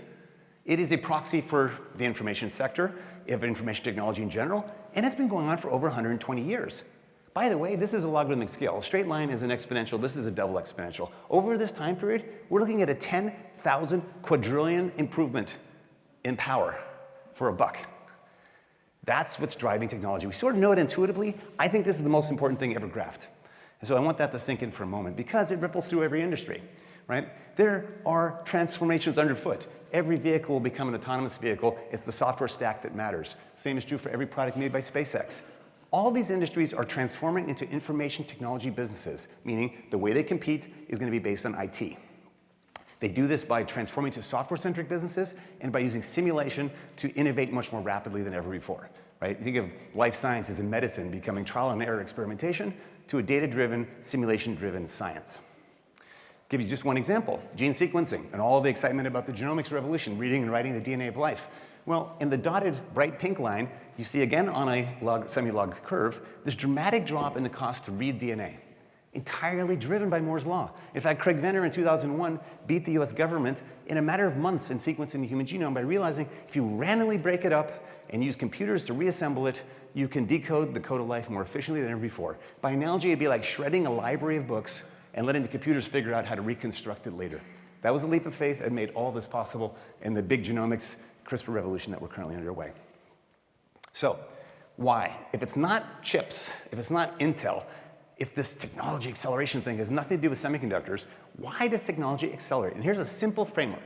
There were two books that came out a couple years ago in the same time that made the argument that every good idea is a recombination of prior ideas. Nobody just has an idea in a vacuum. Think of Nikola Tesla and Edison and Marconi at that moment simultaneously inventing across the planet, radio and AC induction motors and lighting. The time was right based on electricity and magnetism that came before, right? That was when these ideas were ripe and they happened simultaneously. Well, if every idea is a combination of prior ideas, think about the universe of n ideas. The possible recombinations within that grows combinatorially. It grows as 2 to the nth power. It's called Reed's law. It's a simple notion, of course. With more ideas to recombine, you have more advancement. Now, interestingly, throughout history, that has been localized. Think about great books like Guns, Germs, and Steel that say, hey, wait, this region figured out agriculture. This region figured out gunpowder before others. And how long it took for technology to diffuse across the planet regionally. The history of nations can be told around that. When we get towards the end of my talk, I'm going to be showing you how dramatically that's changing now with the internet and ideas are cross-pollinating like never before. And that's an exciting time. So again, every idea is a combination of prior ideas, the global pool is expanding, combinatorial explosion of new invention. So it's going to just keep going. The writer, Matt Ridley from the UK, said it most eloquently and memorably for Cocktail Conversation, ideas are having sex like never before. and we are merely the vessels. They're sometimes called memes, not in the way our kids talk about it, but the way the old people talk about it. Ideas, we are the vessels for ideas. And of course, when we get to human rights and freedom, those are a battlefield of ideas that we're underway. So, what is my main point and how it relates to the conference today? I argue that freedom enables technology, and that is synonymous with progress. Not all progress, of course, but increasing percentage of all progress comes from technology. It is an iterative algorithm. We learn in culture over long time frames, we learn about better governance and human flourishing over long time frames, and we learn about just about everything else in technology in really rapid, ever accelerating time frames. Now, to remind you of one point I made earlier, all the meaningful change is disruptive. You can't count on the incumbents, the majority, the people in charge, the people who would like things to continue the way they were, to make any of this happen. It's a new entrant that always drives it. So, it depends on the free flow of ideas and experimentation. If the people in charge could prevent the free flow of ideas, they would stay in charge. This is, of course, anathema to them. But that's why the forward-looking governments and regions of the world that realize the juggernaut of innovation requires freedom. And there's some specifics of how that might happen. You might want privacy. I love this reference or this definition of privacy as a human right. The right to express minority opinions, whether personal, business, or otherwise. If you can't explore things without fear of retribution, online or in private discourse, you can't innovate nearly as easily. It's super important to protect that. The blockchain and other conversations going on here at this event help propagate that further. Whether it's VPNs from companies like Orchid or payment systems from MobileCoin and others, there's ways in which, hopefully in the near future, we'll be able to route around governance and route around surveillance. The ability to learn and do new things also relies on the movement of peoples. So the labor law in California doesn't allow you to persecute someone who goes off and starts a new company. It's unenforceable to have an employment contract. That's really helped California, even over the East Coast, innovate more rapidly because there's a free flowing of peoples. Of course, there's immigration, right? The vast majority of startups in Silicon Valley are started by first or second generation immigrants, companies like Intel and Google and Tesla and SpaceX. Also capital. To be able to explore those ideas, I would love to see a further democratization of sources of capital beyond the venture capitalists who are pretty inefficient, like me, doing my job day to day, and that is coming. There are a number of companies looking to automate the provision of capital. One quick aside, if you have an authoritarian regime, you have stagnation. That iterative algorithm can't possibly go as quickly if you're stopping the free expression of ideas. It's really endemic to a people's. And if you look at China and its rate of innovation, it has nothing to do with creativity of the people. The Chinese immigrants to America are as creative or more so than anyone we have in Silicon Valley. The engineers working for Microsoft are some of the most creative within that organization, but not within an authoritarian regime. So lastly, I want to leave with one last thought, which is if ideas are the vector of progress and we are the vessels of those ideas, the way in which we can communicate with each other is super important. The internet, as Matt Ridley pointed out, has been a boom to the interpopulation of ideas. What's coming next? Satellite links to ground stations like you see on the right. Dishes, small devices from companies like Swarm, it's soon directly to a cell phone. That would route around governance objections. That would route around censorship. The ability to go directly from a cell phone to a satellite for tech services is in development and soon upon us. Think what that will do for freedom fighters around the world. How often does the government try to shut down communication during an uprising? But it's also important, I believe, in an even more profound way. We're going to bring the next 3 billion people online to broadband communication sooner than anyone had forecasted. They're currently disconnected subsistence farmers. They're going to be part of the global dialogue. They'll have ideas. They'll do online education.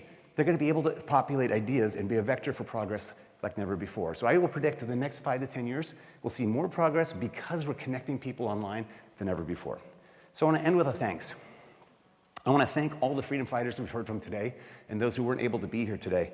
They are standing up for something more important than what they themselves hope to achieve. They aren't seeking power. They aren't trying to take the mantle from others. They're trying to establish a system, right? A better process for freedom to percolate, for innovation to percolate, for technologies to flourish, for the betterment of all.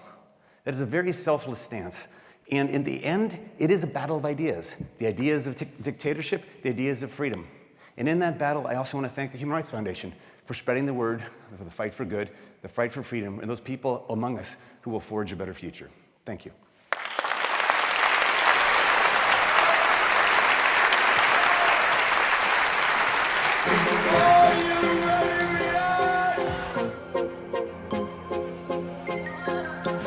Messi. Oh, and it's an out. And to make it 3-0.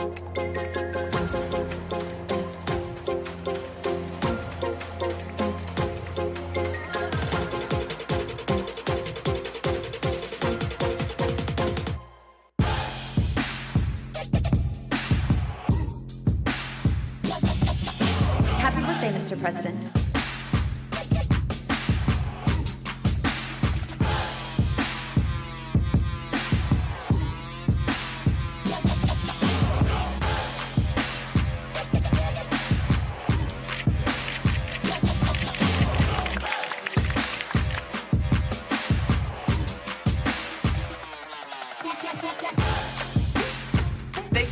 Rights Foundation just claims that JLo has made millions over the past 2 years performing for some of the world's most notorious dictators. These are people with crimes against humanity. These are dictators. These are the worst of the worst. All money's not good money. The pop sensation on thin ice this morning after allegedly banking $1 million performing for Angolan President Jose Eduardo dos Santos. Breaking news this afternoon, the proposed takeover of Newcastle is off. It was not a simple football deal. This was Saudi Arabia buying a football club, and it has a pretty poor record when it comes to human rights. The Human Rights Foundation called upon Minaj and other artists to withdraw from the concert. Me and Tiger were supposed to be on our jet this morning, headed to Belarus. I think there's more important things than him being on stage and me being on stage, just doing it for the sake of excitement. 4 billion people are living under authoritarian rule. It is the largest problem affecting humanity today.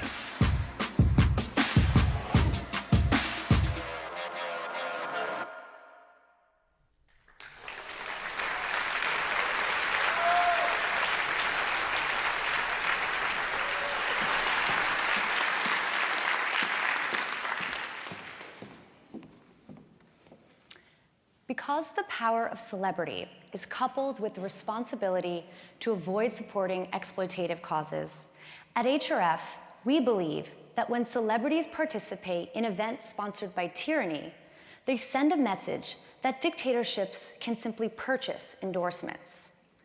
Some people argue, but these celebrities aren't necessarily performing for these regimes, but for their fans. But that oversimplifies things. Because in an authoritarian state, virtually nothing happens without the approval of the regime in power. Dictators personally go to great lengths to give their governments the appearance of stability, of normalcy. So celebrities who perform in these countries, they aren't just performing for their fans. They're helping dictators to put on an act. Canceling a high-profile event, like a major concert or a sports event, it brings attention and scrutiny to the country in question. It exposes the hypocrisy of rulers who want to appear progressive while simultaneously suppressing the rights of citizens who seek change. The citizens who want to move the needle for support on human rights in the right direction. At HRF, we consistently work to move this needle by bringing attention to dictatorships' publicity stunts. Earlier this year, we asked the International Ice Hockey Federation to cancel its World Championships in Belarus on account of the Lukashenko regime's brutal suppression of dissent. Together with Belarusian civil society, we succeeded in convincing the federation to cancel the championships.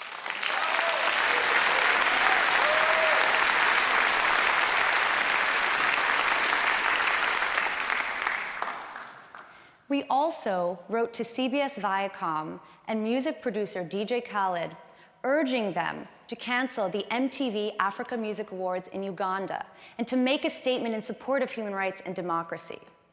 And in the wake of a rigged election, government repression, and a sustained campaign by civil society, that festival was also suspended.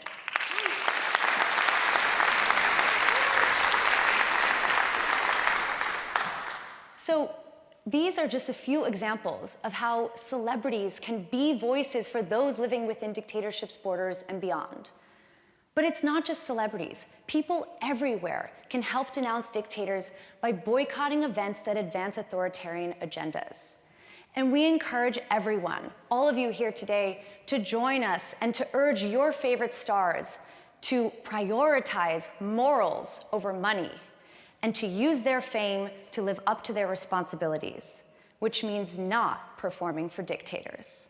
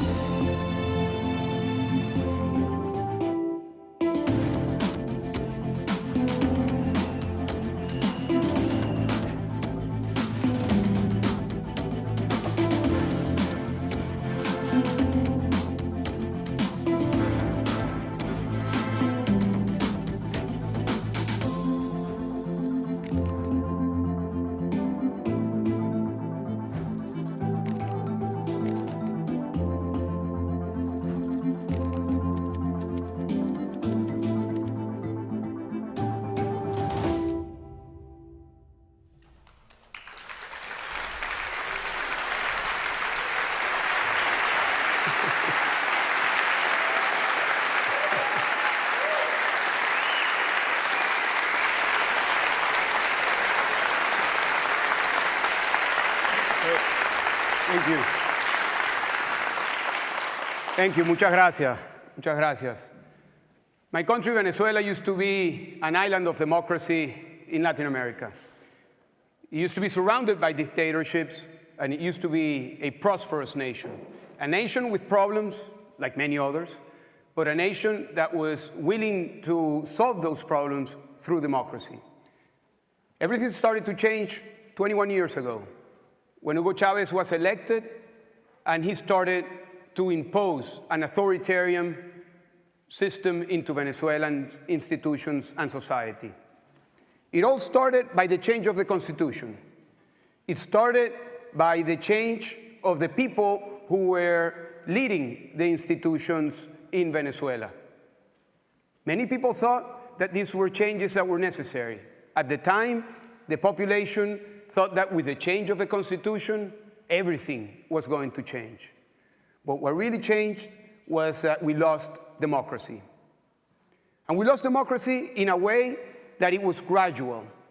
It wasn't a day situation that happened, but it was a process where many people started to see that those that were confronting the dictatorship or were willing to stand up to the dictatorship were losing the fight. So they closed the TV channels, and many people thought that this was maybe because of the owners were publishing things that they shouldn't have.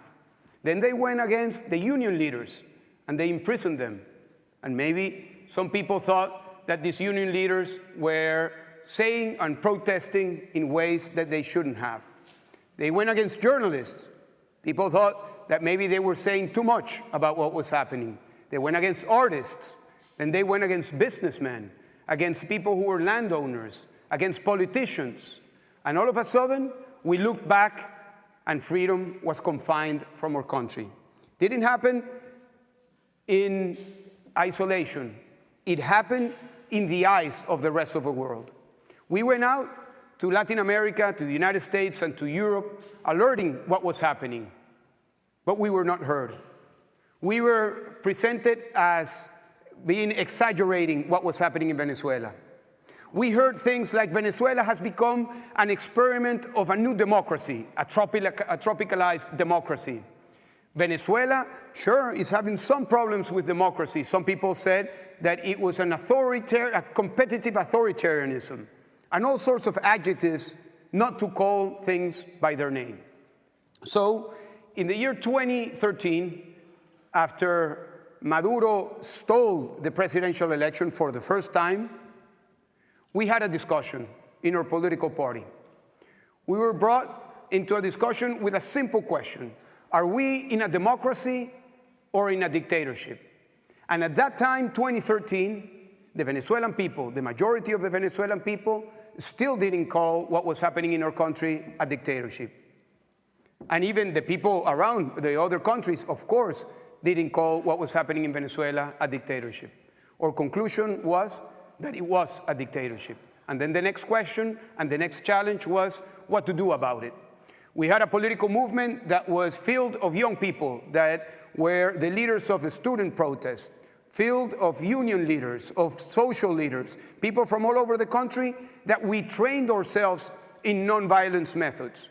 We read the books of Alinsky, we read Ring Sharp, we read everything of the experiences that had to do with the civil rights movements, with the Arab Spring, and all the experiences were brought into our training. And in January of 2014, we decided to call for the streets. And to call for the streets in order to protest and open possibilities for democracy. And we did that because democracy was being lost, but our country was also being lost. The effect of losing democracy in Venezuela was the change of what was once a very prosperous nation into the poorest nation in Latin America. Yes, even below Haiti. Venezuela today, according to the IMF and according to a recent study published in Venezuela, is even poorer than Haiti. More than 6 million Venezuelans have left our country looking for opportunities. looking for shelter, looking for jobs, looking for security. Most of them are young people who have left. 94% of the population is under poverty. 70% of the population is under extreme poverty. And this is not the result of a war or of a natural disaster. It was the result of the ideas of authoritarianism that brought this disaster at all levels. Even at the ecological level, Venezuela has become a disaster with the extraction of blood gold in the south of our country. So we went out to the streets. We went out to the streets with tens of thousands of people. And they took us into prison. Not just myself, but many of us were taken into prison. Many of us were persecuted. Many were injured, and some were killed. In my own personal experience, I went to prison on February the 18th. I was locked into a solitary confinement cell, and in that moment, that's when I really learned what freedom was about. I really didn't know what freedom was about before being confined in a 2x2 prison cell. I knew what many of you might think about freedom. Freedom, you link it to poetry, link it to literature, to institutions, to the law, to many other things. But freedom, once you don't have it, it's like the oxygen. We are all breathing here, and we don't think about oxygen. But if we start to lack the oxygen, we will start all thinking about the need of oxygen. And the same thing happened with freedom. So I learned very well what was the core of the issue in Venezuela, the loss of freedom. I was sentenced in a bogus trial to 14 years in prison, and then after 4 years in a military prison in Ramo Verde, I was taken to house arrest. Every day, I had to take 4 pictures at 6 a.m., 12, 4 p.m., and 8 p.m. with the newspaper of the day, like if I was a kidnapped, like the FARC or the ELN. My house was surrounded, and they made my house into a prison. In April of 2019, I was able to escape my prison with the help of the guards and the military. And I was able to go to the streets for a couple of hours, and then I went to the Spanish embassy, where I stayed a year and a half. In total, I was confined from freedom for 7 years. But this was a moment where I strengthened my conviction and my views that there needs to be the will to fight in Venezuela. This is the day I left Venezuela. In the back of that picture is Colombia, and that's how I was able to escape from my country, dressed as an electricity technician in order to escape and go over all the military in the way from Caracas to the border of Colombia. The issue of Venezuela might be seen as a singular issue, but it's not. It's a global problem. Today, 2.8 billion, other people say 4 billion people are living under authoritarian regimes of all different sorts. And over the past 2 days, we have heard many testimonies of people from different countries. We have heard from Nicaragua, from Cuba, from Iran, from Myanmar, from North Korea, and from many other countries. And we all realize now that this is a global phenomenon, and we are all facing the same problems. We are all facing the same problems, regardless if it's in Africa, in Asia, in Latin America, or in Europe. We're facing authoritarianism. And we can see that these protests have taken all over the world. Cuba, Egypt, Hong Kong, Iran, Bielorussia, Burma. So I would like to share with you what to do about it. Well, the first thing is to recognize what the problem is. Many people ask us, why is Maduro still in power? Many people try to get a simple answer from that the opposition is divided, or that there has been mistakes made along the way, which might be true, but not the core of the problem. The core of the problem, in my view, and the main reason why Maduro is still in power, is because he is receiving support for mighty and very active countries that are supporting the expansion of authoritarianism all over the world. And I'm talking about China, Russia, Iran, Turkey, and in our case, Cuba. And they are working in a network fashion. They feed each other, they help each other, they learn from each other. They understand how to repress the protests in the streets. They feed each other from the mechanisms in which they can control communications and social media.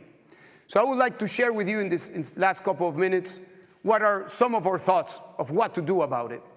In our view, the main thing is that we need to unite and organize ourselves. These are some of the leaders who have spoken here at Oslo Freedom Forum over the past years. There are many others. But the first realization that we need to make is that we need to unite the leaderships and the movements of all of the countries that are facing authoritarianism. I have had the pleasure of talking to many of you, and I've asked all of the people who I've been talking to if they are part of a global network of other people that are facing the same problem elsewhere. And the answer that all of you have given me is no. You're isolated in your country. And even our neighbors, Cuba and Nicaragua, who are facing the exact same phenomenon that we are facing in Venezuela, we are not united. We don't communicate among ourselves. We don't learn from each other. We don't fight this fighting in a united fashion. So the first action that we need to make possible is to unite ourselves. Second, we need to win the narrative battle. Authoritarians have a narrative battle, and they have been gaining more and more terrain.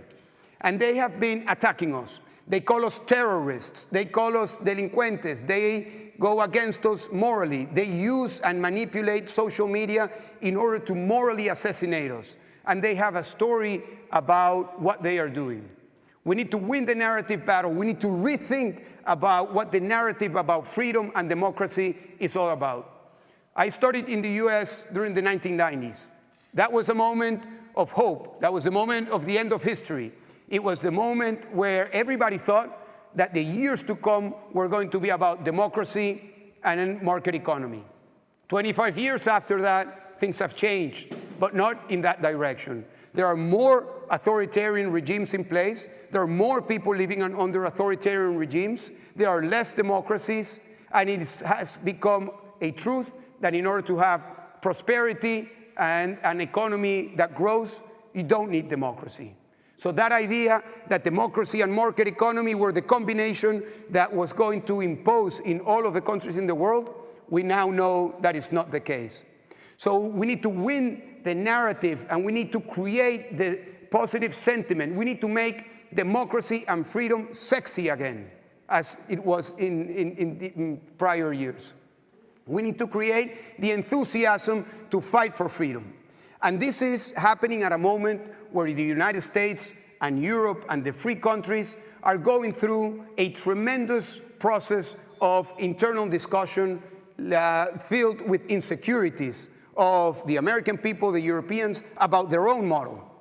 They are questioning if democracy is the right model to export. They are questioning if the United States or Europe should be part of the promotion of freedom elsewhere. And we need to be part of that discussion and to not only promote a new narrative, but also to call to the public opinion and the leadership of the US, Europe, and the free countries that they need to be part of the solution, not only in their countries, but elsewhere as well. 3, we need to take advantage of new technologies. I appreciate very much that there has been a great level of discussion about new technologies in this forum. And I think that is something that it's being at the vanguard of the freedom fighters movement. We need to understand that technology can be a threat, but it can also be an opportunity. Today, technology is a threat to freedom. China is becoming more and more authoritarian with the use of technology. And that technology is being exported to the rest of the world. They are using not only artificial intelligence, but all sorts of ways in order to increase the control over society. But technology can also be an opportunity. I'm absolutely convinced of that. We can use technology and the improvements of blockchain, artificial intelligence, and many other opportunities in order to bring people together, in order to communicate, in order to bring about financing, in order to bring about the formation and the education of leaders in the ideas of freedom. So new technologies are an opportunity, but today they have become a threat. And the most important is that we need to have the will to fight. We need to have the will to fight and to fight together. This is a fight that has taken many of us to difficult places. Many of us have gone to prison. Many of us have gone into exile. Many of us have been signaled out as terrorists or as people that have committed crimes. And we need to unite. And we need to have the will to fight. And we need to support each other. And we need to understand and really internalize that the fight for freedom in Nicaragua, in Cuba, in Bielorrusia, in Russia, in China, in Venezuela is the same fight. If we have that will to fight, I am convinced that we will have the opportunity to be heard and to move the needle towards the direction of freedom. And I encourage you, my friends, that this is a great opportunity to bring ourselves together. It's a great opportunity to realize that alone we can only go as far, but together we can really make an impact in public opinion, in governments, and amongst ourselves. And I am absolutely certain that with the help of the private sector initiatives, with the help of new technologies, with the help of people that want to be part of a freedom movement worldwide, we will be able to bring about freedom in many of our countries. I would like to, again, thank the Oslo Freedom Forum for this invitation. I was here more than 10 years ago, and it's great to see how it's grown, how many other people have been part of this. And I believe that we cannot stay just listening to our stories throughout 2 or 3 days. There is so much talent. There are so many histories, so much willingness to do things in the right way in this room, with these people, with your own network, that we need to be determined, and we need to assume the commitment to work together and to assume that the fight for freedom in each one of our countries is the fight for freedom in all of our countries. Thank you very much. Gracias.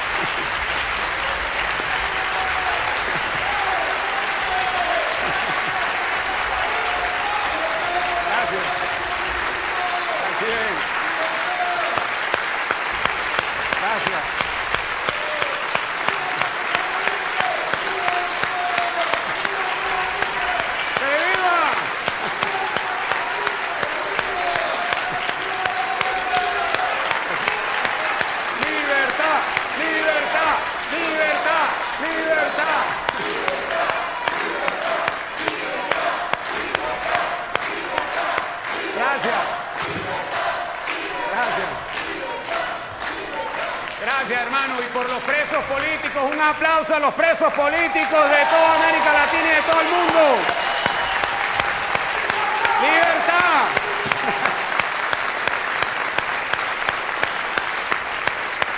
Gracias.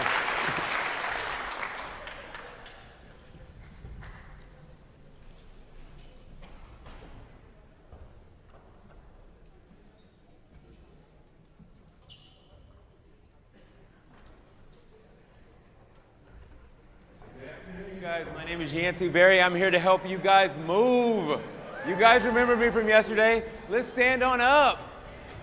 I see some people out there who were here this morning. I see you, Claudia. Good to see you guys. Let's get loose, okay? Let's move your necks in a circle, you guys. Do you want to know why you want to use your bodies? It's very important because the stronger you are, the more capable you are of helping others, and that's what you're here for. Neck in the opposite direction now. Let's get that body loose. You guys take those arms and swim them backwards. Yes, you've been sitting all day, getting deep in your mind and your consciousness on how to free this planet. Okay, the more strong and capable you are, the more you can free others. Swim those arms forward now. Get loose. It feels good. Watch out for your neighbors, you guys. Don't smack anybody today. Okay, open and close those arms. Open and close. Again, watch out for your neighbor. I know it's an opportunity, but you don't want to hit anyone this morning, this afternoon, okay?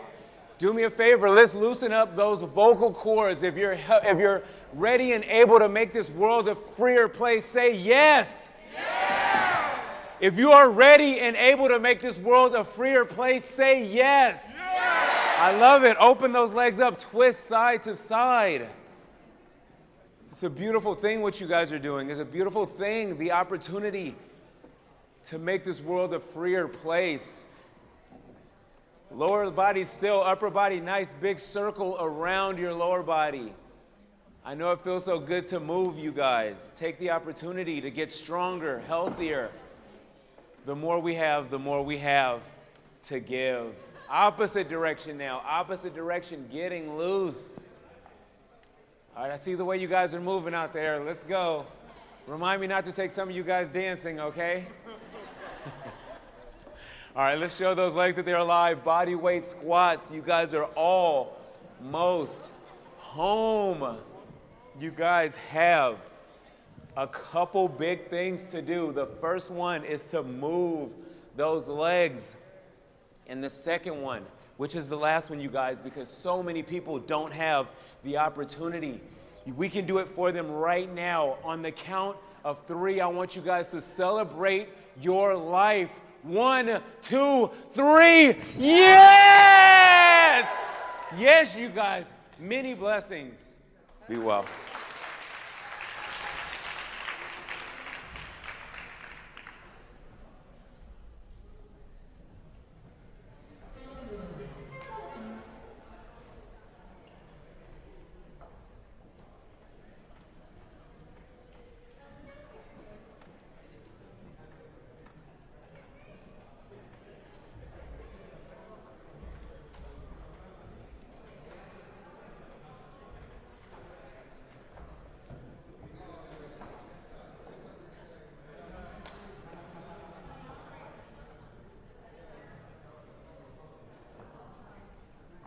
Ladies and gentlemen, please return to the hall. We have a special guest performance about to begin. Once again, ladies and gentlemen, please return to the hall for our special performance.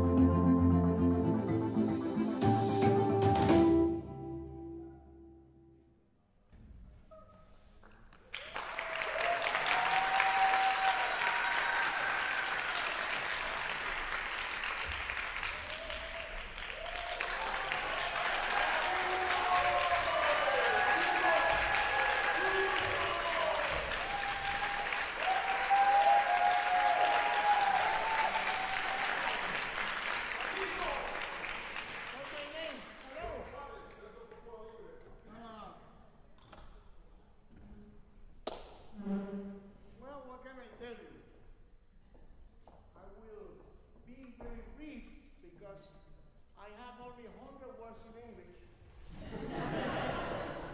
Aficio Bella Berry, I learned that from Chucho. I have to tell you that it's a very special occasion for me. I haven't played. First of all, when they asked me, who was your first influence as a musician? Who you want to be like? Oh, thank you. Who you want to be like? Who's your example as a musician? I say my father. And second, only after my father is who is, in the opinion of many artists in my country and around the world, the most representative of the Cuban pianist is him and the others, Maestro Chucho Valdés.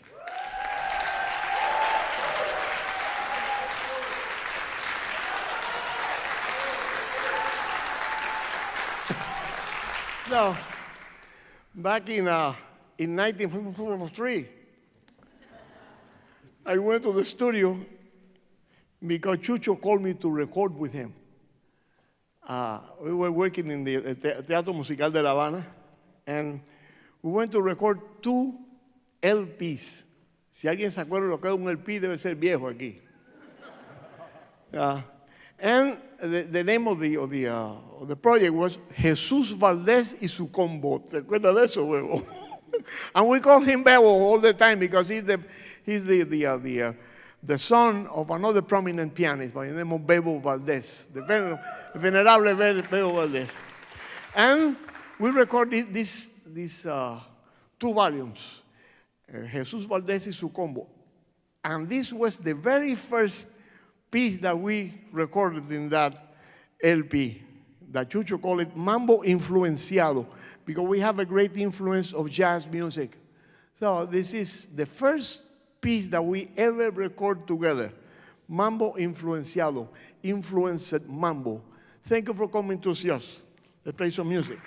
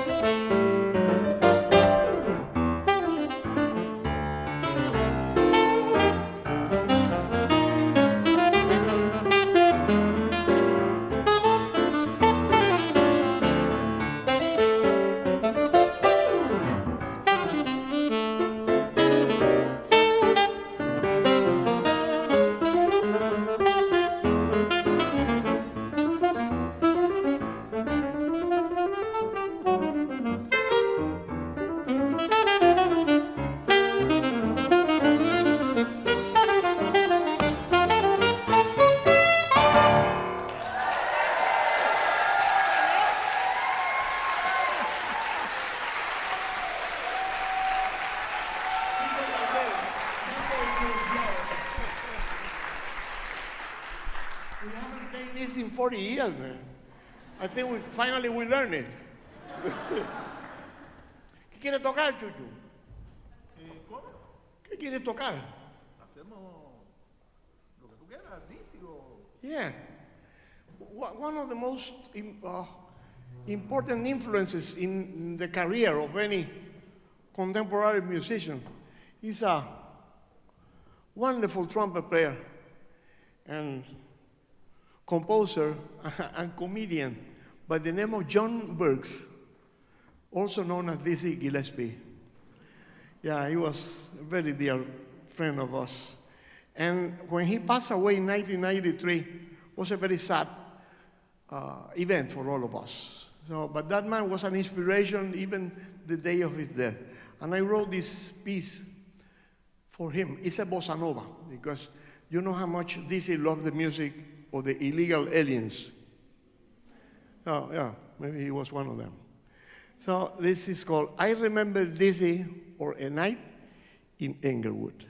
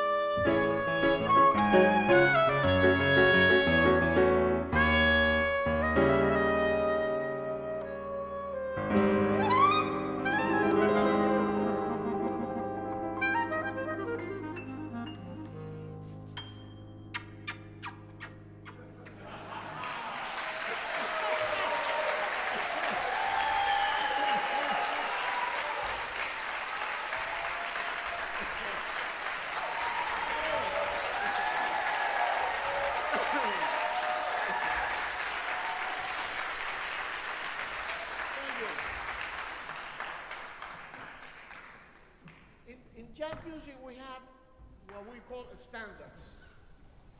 To achieve a standard is very hard to do it. That is not easy. And Chucho wrote a wonderful piece dedicated to the daughter of a dear friend of us. Her name was Claudia, and she's a woman now, a grown woman.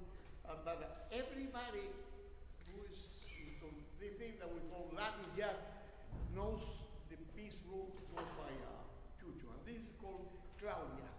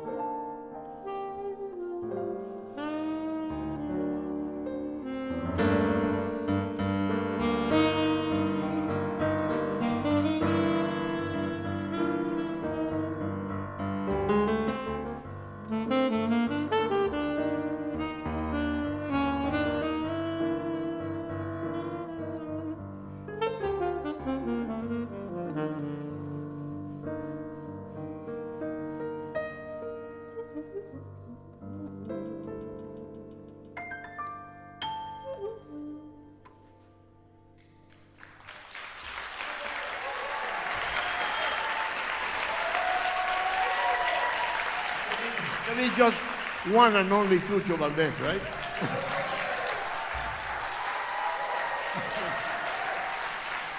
Hey, Chucho, yo quiero que toquemos algo ahora que yo aprendí del Bebo, de tu padre. We recorded a piece that Bebo Valdez loved playing it, and we want to play that. We want to close our set with that composition written by Moises Simmons. Anyone remember who Moises Simmons is? He was the person who wrote the most famous Latin song ever written, El Manicero. So Moises Simmons escribió El Manicero.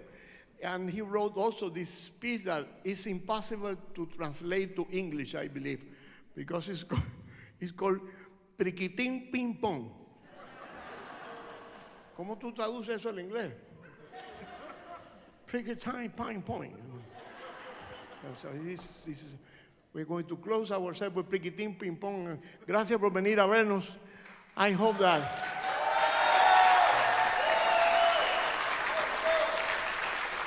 I think music will, I hope that music keep helping, to have an eye and an ear for the human rights around the world.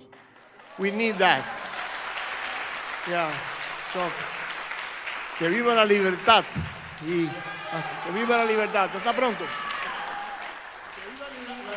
De Priquitín Ping Pong.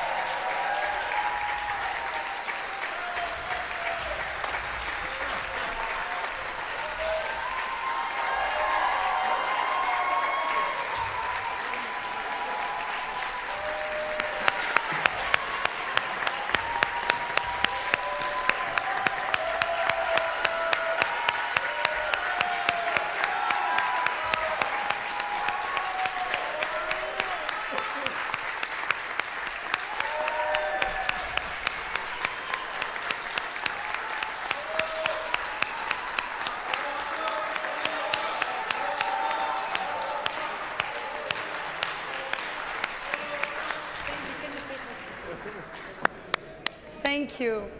What a beautiful note to end on, to close our programming today. Thank you. I can't believe I was on the stage with two legends.